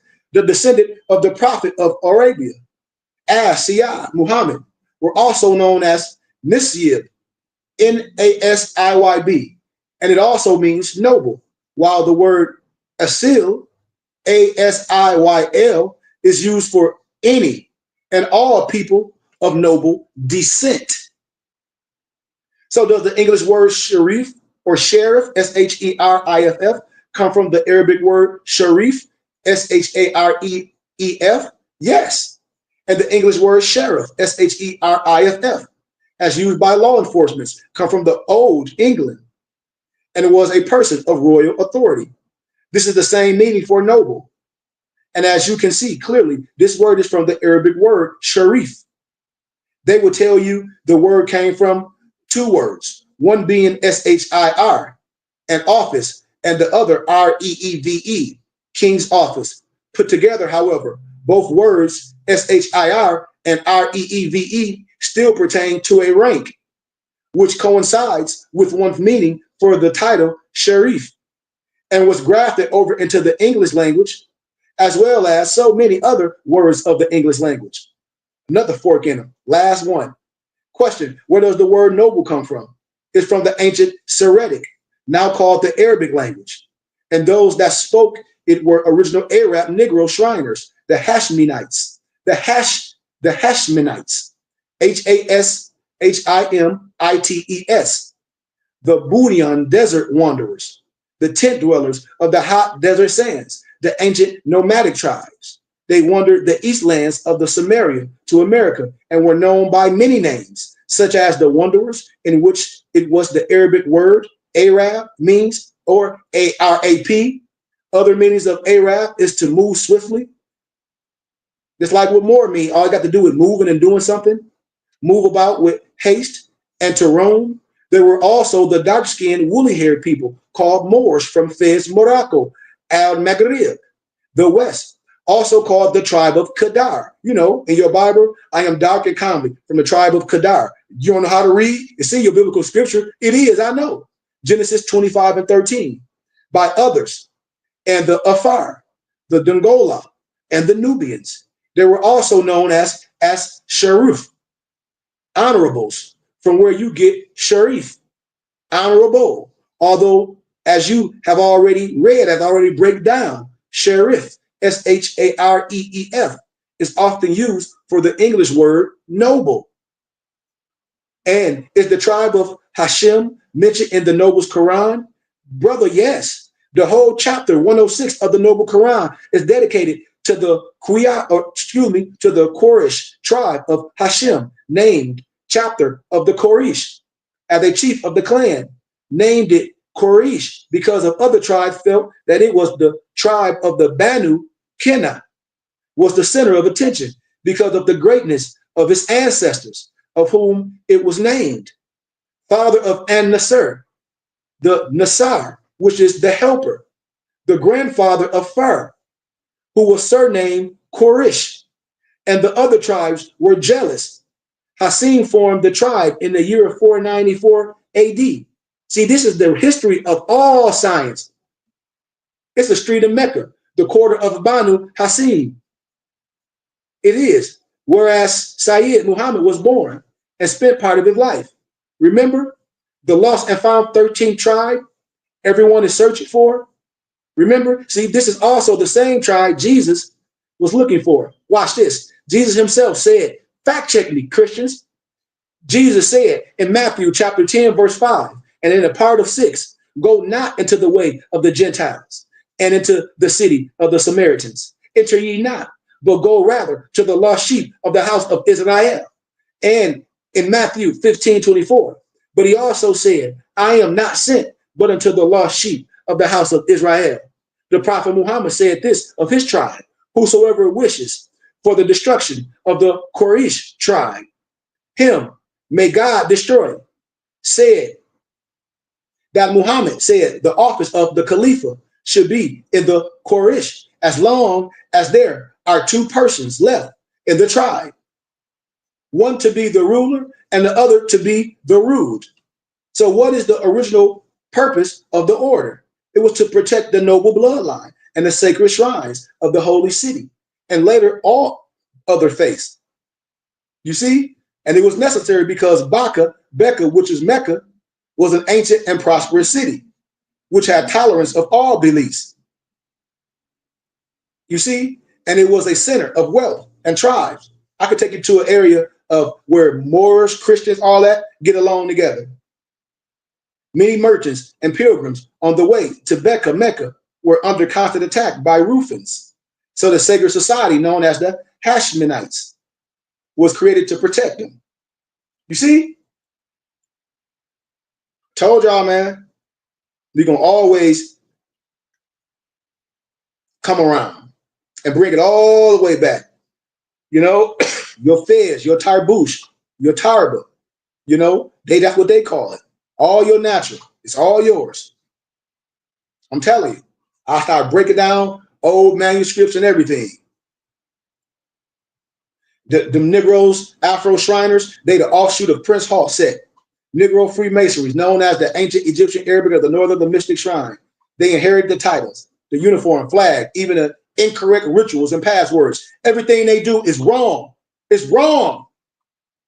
They were void of the true history of their blood descendants throughout time, from the ancient Egyptians through the Hebrews, the Chaldeans, the Sumerians, on down through the Arabs to the great Moors that civilized all of Europe, and the Egyptians responsible for educating the entire world. That's why you will see these Negroes, they might be some Prince Hall Negro Masons, and they'll be a Greek fraternity at the same time, because I done seen them. You a Greek fraternity and a Freemason? Boy, you got, how many loves do you want? Oh, about 3 or 4. How many, you double retired on fire though. You were the Greek fraternity and I'm a Prince Hall Mason. How many lumps do you want? Point blank. Point blank. Any questions?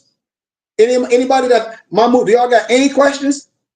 Because I can go on and on for days, especially to my so-called Mason brothers. And you're gonna have to sit on your hands.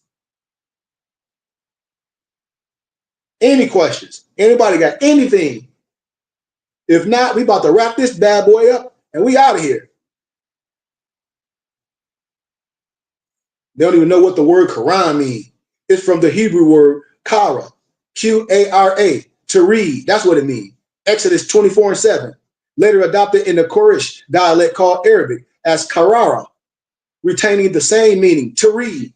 The same word is also found in the book of Isaiah, chapter 29, verse 11 and 12, where it gives the same story of Sayyid Muhammad being one who is not learned. And it reads, just like the book I told you, the closed book of the Mormon that's in the Bible, these Negroes that's what they telling y'all, beware of these people that's misquoting it. And the version of all is become unto you as the words of a book that is sealed. Remember that? I gave you that in Isaiah, the sealed book, which men delivered. Here you go. To one hand is learned, saying, read this, I pray thee. And he said, I cannot, for it is sealed, and the book is delivered to him. See, same thing at the Islamic story. It talk about the book, the sealed book of the Mormon. I'm telling y'all, we sticking a fork in all of them. We done stuck a fork in their neck, in their eye, in their chest, buried his lies. I told you, and the book is delivered to him that is not learned, saying, read this, I pray thee. And he said, I am not learned. The Nobles Quran 7:157 speaks of Muhammad not being able to read or being unlearned, because he was under what? Catechism, Khadijah and Raragraw. He couldn't read a damn thing. Retardo fardo, like a lot of these Negroes are. As the well-known history of Islam claims that when an angel Gabriel asked Muhammad to read, his answer was, I am not a reader. I know that. You see? Stick a fork in them. Keep sticking a fork in these retardos. Here, let me tell you to read this, the morning prayer. I can't read, because who's the one that did the call of the prayer? A brother. Why? Because these idiots couldn't read. I'm telling y'all, stick a fork in them. And make note that the word for read in Hebrew is kara, to read, sharing the same root as the Arabic word Quran. So in fact, the word Quran, nobles, was borrowed from Hebrew. As Sayyid Muhammad was told to do what? Read by the angel Gabriel. Gabriel said, oh, you think he's, well, read. Negro, you can't even read. You got this paper in your arm. You a court jester. Go get Sheik Curry Goodman, baby. You playing. You don't want to be under the order. Here go the Most High, and you don't want to be under the Most High. You playing. Remember Gabriel in the 96th chapter of the Noble Quran? Come on, y'all. I asked them, where did the language Arabic come from? They don't know. Okay, well, let me give you a little bit more. Arab, meaning a wanderer. That's what you are, a wanderer. A bullion, or a Bedouin. The Nobles Quran 9:97 and 99. They migrated where Hagar and her son Ishmael were in the wilderness of Paran. Genesis 21 and 14. In your Bible, wandering from place to place. Don't that sound like somebody else too? As Arabs, and the language they spoke was a mixture of Egyptian and Ashuric. Don't that sound like another people too? With that Yiddish? Yiddish ain't no ancient language. Yiddish is BS, later called Syriac. So Arabic is Egyptian from Hagar, and Chaldean from Abraham, which is Syrian.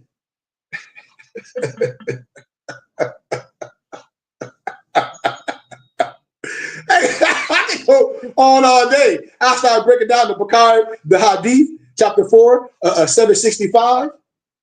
When the prophet prostrated, he used to keep his arms so widely apart that we used to see his armpits.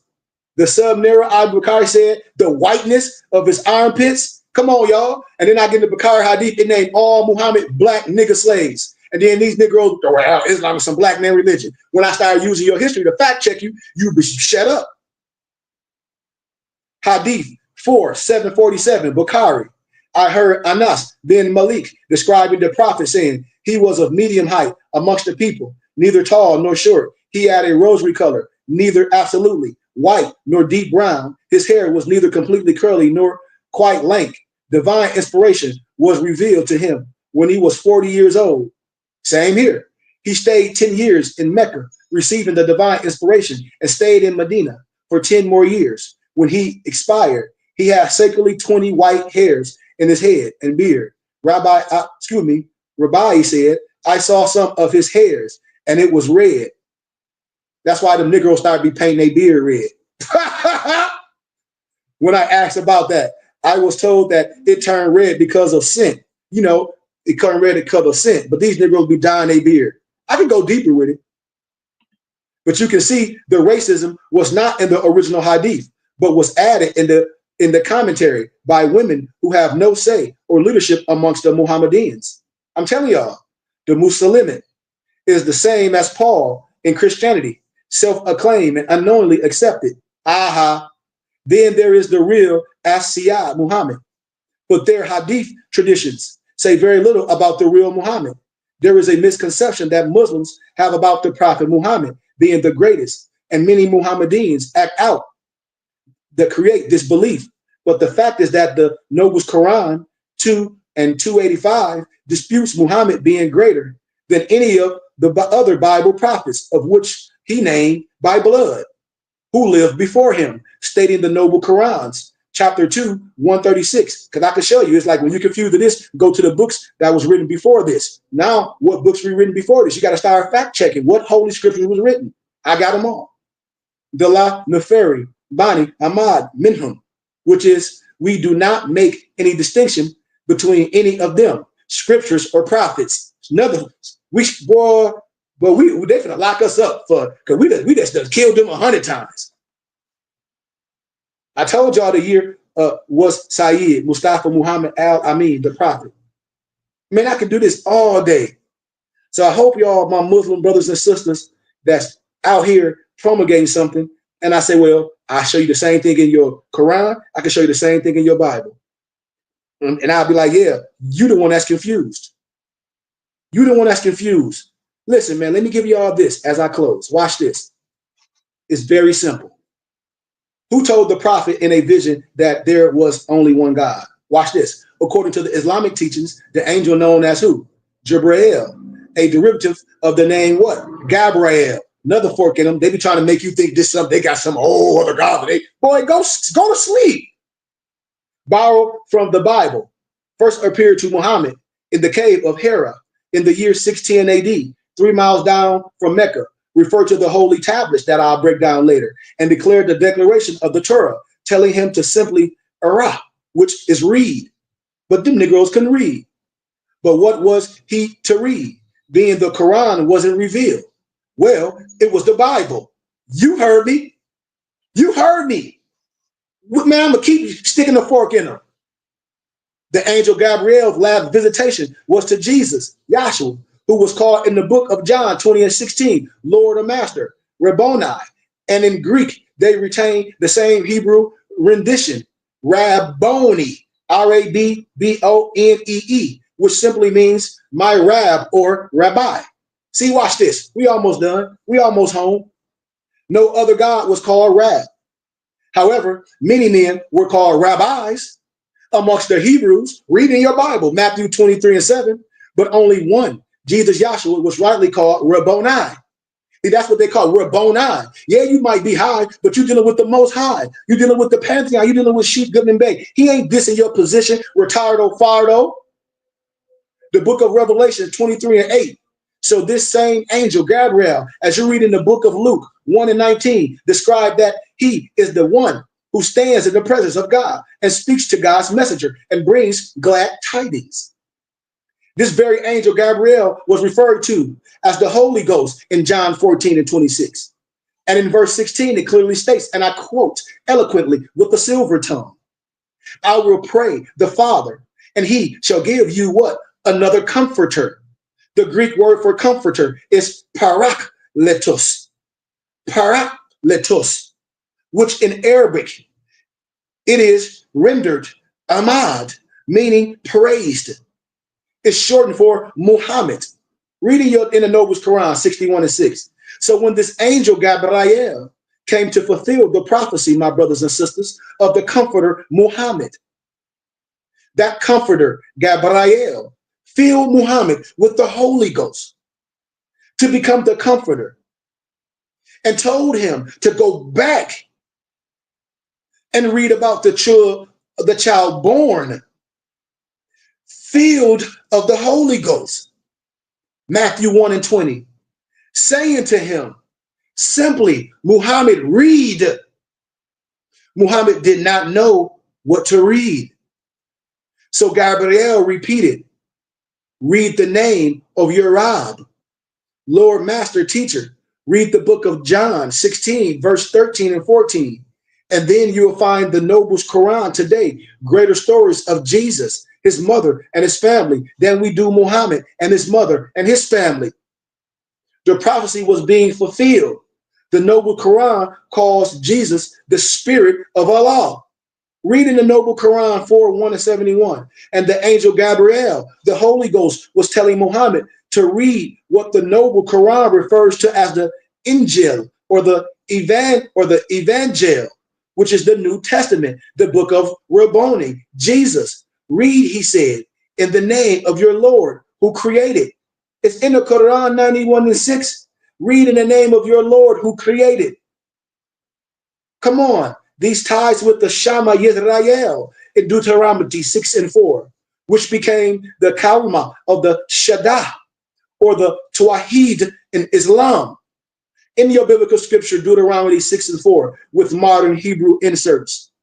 O Israel, the Yahayi, our Elohim, God's judges, is the Echad or the Yahu. Hear, O Israel, the Yahweh, the Lord, our Elohim, God's judges, is the Lord.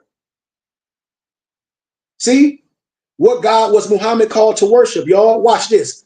Another misconception was Muhammad was called to worship a new God called Allah, traditionally in Arabic referred to as Allah. Allah was the chief idol of Banu Sarif at At-Talif, the Noble Quran 53:19, and Rahman was worshipped by the Sabines, the Noble Quran 17:110, the tribe of Taqif and the Quraysh. The tribe was Allah. The tribe of Gaftafan worshipped at Al-Uzza. The tribe of Kalb worshipped Wad. The tribe of Hamdan worshipped Suwa. The tribe of Majahija worshipped Wajonot. The tribe of Murad worshipped Waqwa. The tribe of Himwar worshipped Nasa. Some of the names can be found in the Nobles Quran 59:19 and 20. And in fact, Allah is a derivative of the Hebrew Elo or Elah, E-L-O-H. And Hebrew is not really the language. It came from the Aramaic, which comes from the Ugaric or the Ugaric Elah. And the fact that it's the first name of the deity of Muhammad was given in the year 16 AD, while the cave that night was Rab, the Nobles Quran 91:6, a Hebrew word, Rab, from the master or teacher, from which you get Rabbi or Rabboni, which is in your Nova's Quran, 287. See, man, I can do this all day, man. I could do it all day. So I hope we're not offended from light. I hope my brothers wake up real soon, because we got a lot of, just like when I talk about the Mordine, Sheep Bamboo Falls, we have our own teachings. So I hope everybody feel okay, you know, and I'm going to always synchronize the Bible and the scriptures, always, because it's going to tell your story all day. Don't let nobody put you in the box and say this only this. No, don't let nobody tell you what it is, because I can fact check the Bible and the Quran. I stand them right up next to each other, and we can go verse for verse, text to text, and they ain't gonna say nothing. They probably ain't gonna show up because they're gonna already know what I'm saying is factual, especially elder imams. They're gonna know, because I ain't even touched the surface. I ain't even went deep. I'm still in what I call elementary wisdom. I'm still giving us tool master. I'm still giving us tool master. You know, I'm still giving a tool master. When I be meeting people, they be like, why people want to go do all that? They're like, they don't know who you are. They're like, you the sheep right here. When I be showing people other stuff from Credo Mature and Sheep Mordine and Bamboo Falls and all that, they be like, well, he's him. Hold on, man.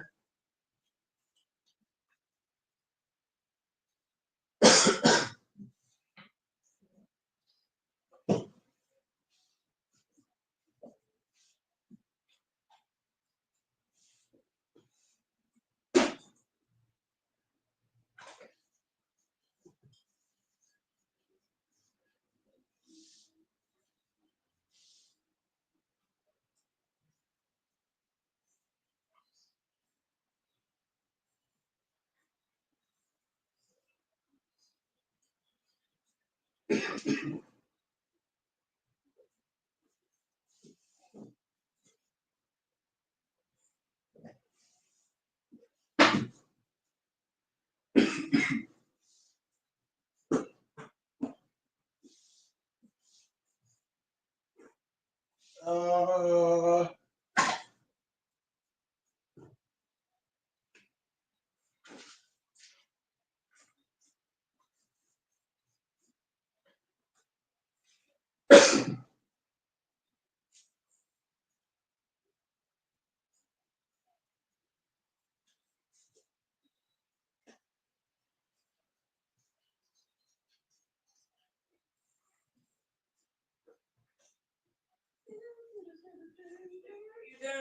almost. I was trying to find something, but I can't find it. Oh well, but that'll be it, man. I'm out here. I can't find it, but I'll show it. I'll probably show it another date. I've been going for 2 hours, but I hope people tap in, man. I'm right here in the flesh.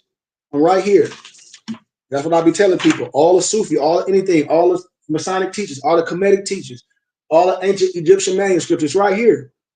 We can sit and go scripture for scripture, manuscript for manuscript, which most people don't have, and I'll be able to rest my case, and it will be no rebuttal. So why the brothers not coming in? Why brothers not coming in? Why brothers jump on my and they got all this money? Why they don't come in and pay homage? So we can have our grand temple in the flesh. For all the brothers could be coming to the temple. For I can anoint everybody with the degrees of wisdom. That's what this got to be. Brother got to support this. We giving our money away to Uncle Sam, y'all. Islam. Come on, man. We right here. And we've been telling people we've been here forever. I know brothers follow my personal page. I tell people to subscribe to our Temple and School YouTube page. Burning Bush Tabernacle Science Temple and School. Hit me up. People be saying they don't know how to donate. Go on our Temple and School page. Donate. Get some literature. Support us. If you're more, get a fez for me. Get a turban. Support something. Do some business. Get a kufi. Do something. Brothers don't do no business with us. How we gonna spread this? How we gonna be identified? Especially when brothers say, "Oh, they was initiated," and I'm not saying nobody because Brother Ron was like, he Islam Sheikh. I took bayat with Sheikh Adu Bamba, which is great. And then I'll be telling people, I say, okay, well, if that's the case, I'm here now. And so what are we doing now? Ain't nobody took nothing with me. Ain't nobody learned nothing. Like doing rituals really mean nothing. When we start dealing with the science, when we start looking at our community, ritualistic things are outside things. But what do we know? Like, yes, I can take you through this, like in more science, more be like, oh, I went through the Adapt chamber with a phone call with a Negro for a couple hours, but your life still is in shambles. Your wife on welfare. The kids don't know nothing. And you talk about the public schools. We ain't supporting nothing. And right now, Negroes talk about a tax return from Uncle Sam. And they ain't supporting their religious and charitable contribution of their choice. And people call me they sheik. And they say they the Jewish and they this, and they the original Jews. Well, none of these Negroes do nothing Jewish. My European Jews, they don't even blog on here. They say you Melchizedek. That's why I told y'all, they be like, why are you still doing this? Shut this stuff down and let's come teach us and our kids. Shut it all down. But I don't want to shut it all down for a check. That's why I keep telling people, like, I'm at a rock and a hard place right now. I can get paid sorely for what I'm doing, but they want this shut down because what I'm teaching y'all for donations, they want to pay. All these manuscripts and all these ancient books that I have, I'm anointed and consecrated. I'm part of the Philosophical Research Society. I bring everything back. So when people be on here telling me what they was initiated from this other person, well, why they ain't following them? No disrespect to no one. Why they ain't following him? Why they ain't following that individual? Are they gone and dead? If they in the flesh, why they not following them? Why they not under their rituals? Why they be on my page all the time? They'll say, well, they don't have no YouTube. They did this, but they'll call me sheik. And if that's a person sheik, why that person not paying me the same homage? This is what I be telling people. You know, they call me sheik and they were this sheik. And then I say, okay, well, great. So why they not following their sheik? That's like with brothers that I be knowing that be Freemasons. I don't care if they black or white. And they jump on my page and they be like, well, I want to learn from you. How you want to learn from me and you took an oath? You're going to renounce what you already did? Lying fool. Coming on here trying to play with me. Then when your lying potentate tell you, man, stop playing with that man. He got our charter. Then what? Then you go, stop playing. And this is what I be telling us. I'm right here. And this is what I be telling people. Other people be like, oh, they got a sheik, they got a this. Well, why your sheik not teaching you? And I'm not coming from no disrespect or nothing. I'm asking questions. When people say they done things and I'm part of temple number 9 and this, and I say, well, why the hell you ain't in class and showing class? Why you on my page every week? Oh man, them Negroes did this. So why you ain't support me? So you still go to that stupid stuff every week and support your money and jump on my page. But these Negroes, we talk about they part of temple number 9, or I was initial. I went to the Adapt chamber with sheik pork chop. No disrespect. And these same individual jump on my page from week to week to week to week to week to week. I know who I am, but I'm saying I need people to support. And so when these people jump on my page the same time over and over, okay, great if a person was went through whatever ritual with a certain called individual. We're talking about right now. What is that individual that you went through that ritual? What are y'all learning together? Are your sheik teaching you class, or was it just a ritual like the Masons do? Because if I go through anything with anybody, then that means that that's my spiritual head. That's what? The high priest. That's the most high that we're dealing with in the flesh. So that means we're learning together. That means we got scheduled classes. That means we're doing this. I ain't on nobody else's page learning from them unless this is the one I'm teaching. And I say, yes, you brought me to this, but this is my teacher now, right now. Why? From his wisdom and from his understanding, not dissing you. Why? Because this is what? The most high. You ain't dissing somebody saying they high or they super high, but this person is the most high. Just like if you want to learn martial arts and your sensei, all he got to do is work with his hands. And you come to me, I know how to work with my hands, my feet. I'm mentally strong. I'm spiritual. I got a group of brothers. Everything we do in-house. We don't got to go outside for nothing. I would hope you want to be part of the brotherhood. And this is what I'll be saying. That's like, I ain't dissing nobody. Yes, they might be high, but they ain't the most high. I give everybody their credit and understanding. Just like going through the rank of wisdom. I don't care about no ritual smitual. This is what I'll be telling people. No, and I'm not disrespecting nobody. I'll be like ritual smitual. Now let's break down when they say they sheiks and they Sufis. And I say, let's break down the science. Let's start dealing with the old tablets. They don't be having nothing. So everything is rituals. Because here, I'm Tasawwuf, I'm Sufi. Everything that I have, manuals, I teach my brothers. That's the initiation, the wisdom. I've been dealing with these people with their beads, with all this, and they be saying they Sufis, they don't be knowing nothing I'm talking about. Nothing. So I said, you just did an outside ritual. I said, a lot of these, if we had a discussion over what you say you believe, man, a lot of people couldn't even sit at the table with my muftis. I know this for a fact. They'll get the stuttering. I know this for a fact because I know every one of my muftis equipped. That's how I know. They done been with me for 5-6 years. What? I done gave everything. I don't hide nothing. And when people be coming to me that say, oh, I'm their sheik. How am I your sheik? It's like somebody get on here and they say, oh, thanks, mom. How can somebody be your mom? I'd love to respect, but if I'm your sheik, then I mean, you my pupil. And I get the respect from other men, but I ain't nobody else sheik if they ain't part of the BBT. But I do respect that honor when people give me peace sheik. But then I say, you are more. Yep. Okay. You got a fez? Maybe no. Whatever. You get your fez from Amazon or Masonic store, but you on my page. You ain't a part of the brotherhood. You ain't introduce yourself to the brothers. What's the purpose? Just jumping up here, being a lotterer. I ask every more, are you a participator or a lotterer? All these Moors that jump on my page from all different other states, because all my boots is from different other states. I'll be asking these Moors, what are you waiting for? Because I'm about to start blocking y'all. I mean this. I'm not here for likes and all that. I'm here to teach as a teacher. I don't care about no popularity. I don't care about going viral. I ain't here to make no money. I don't make no money off this. I make money off doing good business. I make money off doing good business, because I'm a businessman. But when all the Moors been following me forever, what's your purpose? Then they call me sheep. And I say, okay, well, you a Moor? Yep. Well, then how can I be your sheep? If you're not what, standing upright, pertaining to what our science say, what the sheep was supposed to be happening. Because if I got a sheep, I'm not on nobody's page listening to them. I don't care if it's social media. I'm not on your page every week, every time you're on there. Why? Because I got my own sheep. I'll be telling my sheep, man, we don't have to create a YouTube page, Noble Brian. Why? To share our stuff and be modern. If I'm not modern, my brother's gonna be modern. But people be saying this, and I'm like, how am I your sheep? Tell me how. This is what I'll be saying about us. People be holding on, but don't support nothing. Yes, we modern, but now how we gonna come together? All these Moors, I got all these Moor symbols on their walls and on their social media that have been following me for years. More grown men been following me for 10 years. 10 years. And then I say, okay, well, who you studying with, man? I've been studying with you, Sheik. Well, damn it, well, I'm your rabbi. Well, okay, you ain't getting no literature, you don't say no homage. So you go to your temple and give them all your money and come study with me and learn and give me nothing and donate nothing to the BBT. So you go to wherever you go, listen to that niggly stuff, and then you come and listen to me every week for your wisdom and for your understanding. That means you should be paying homage here. That only makes sense to me, Brian.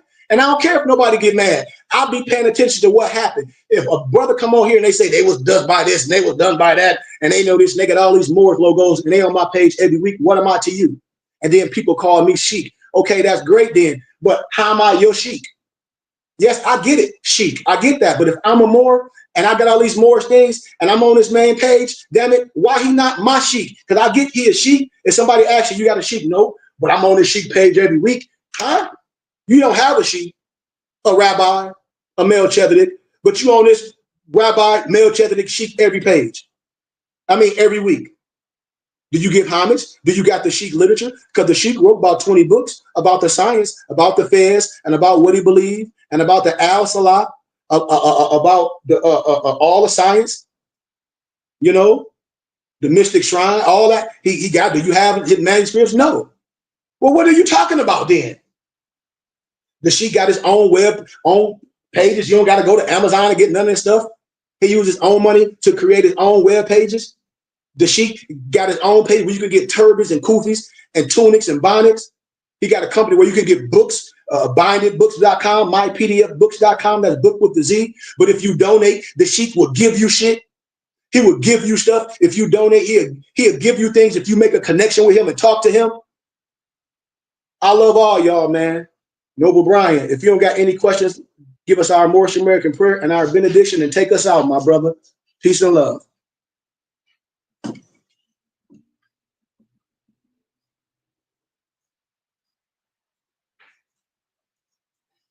You hear me?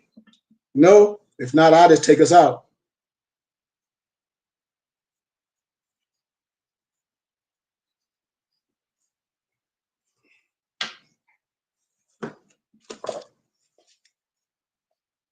See this right here?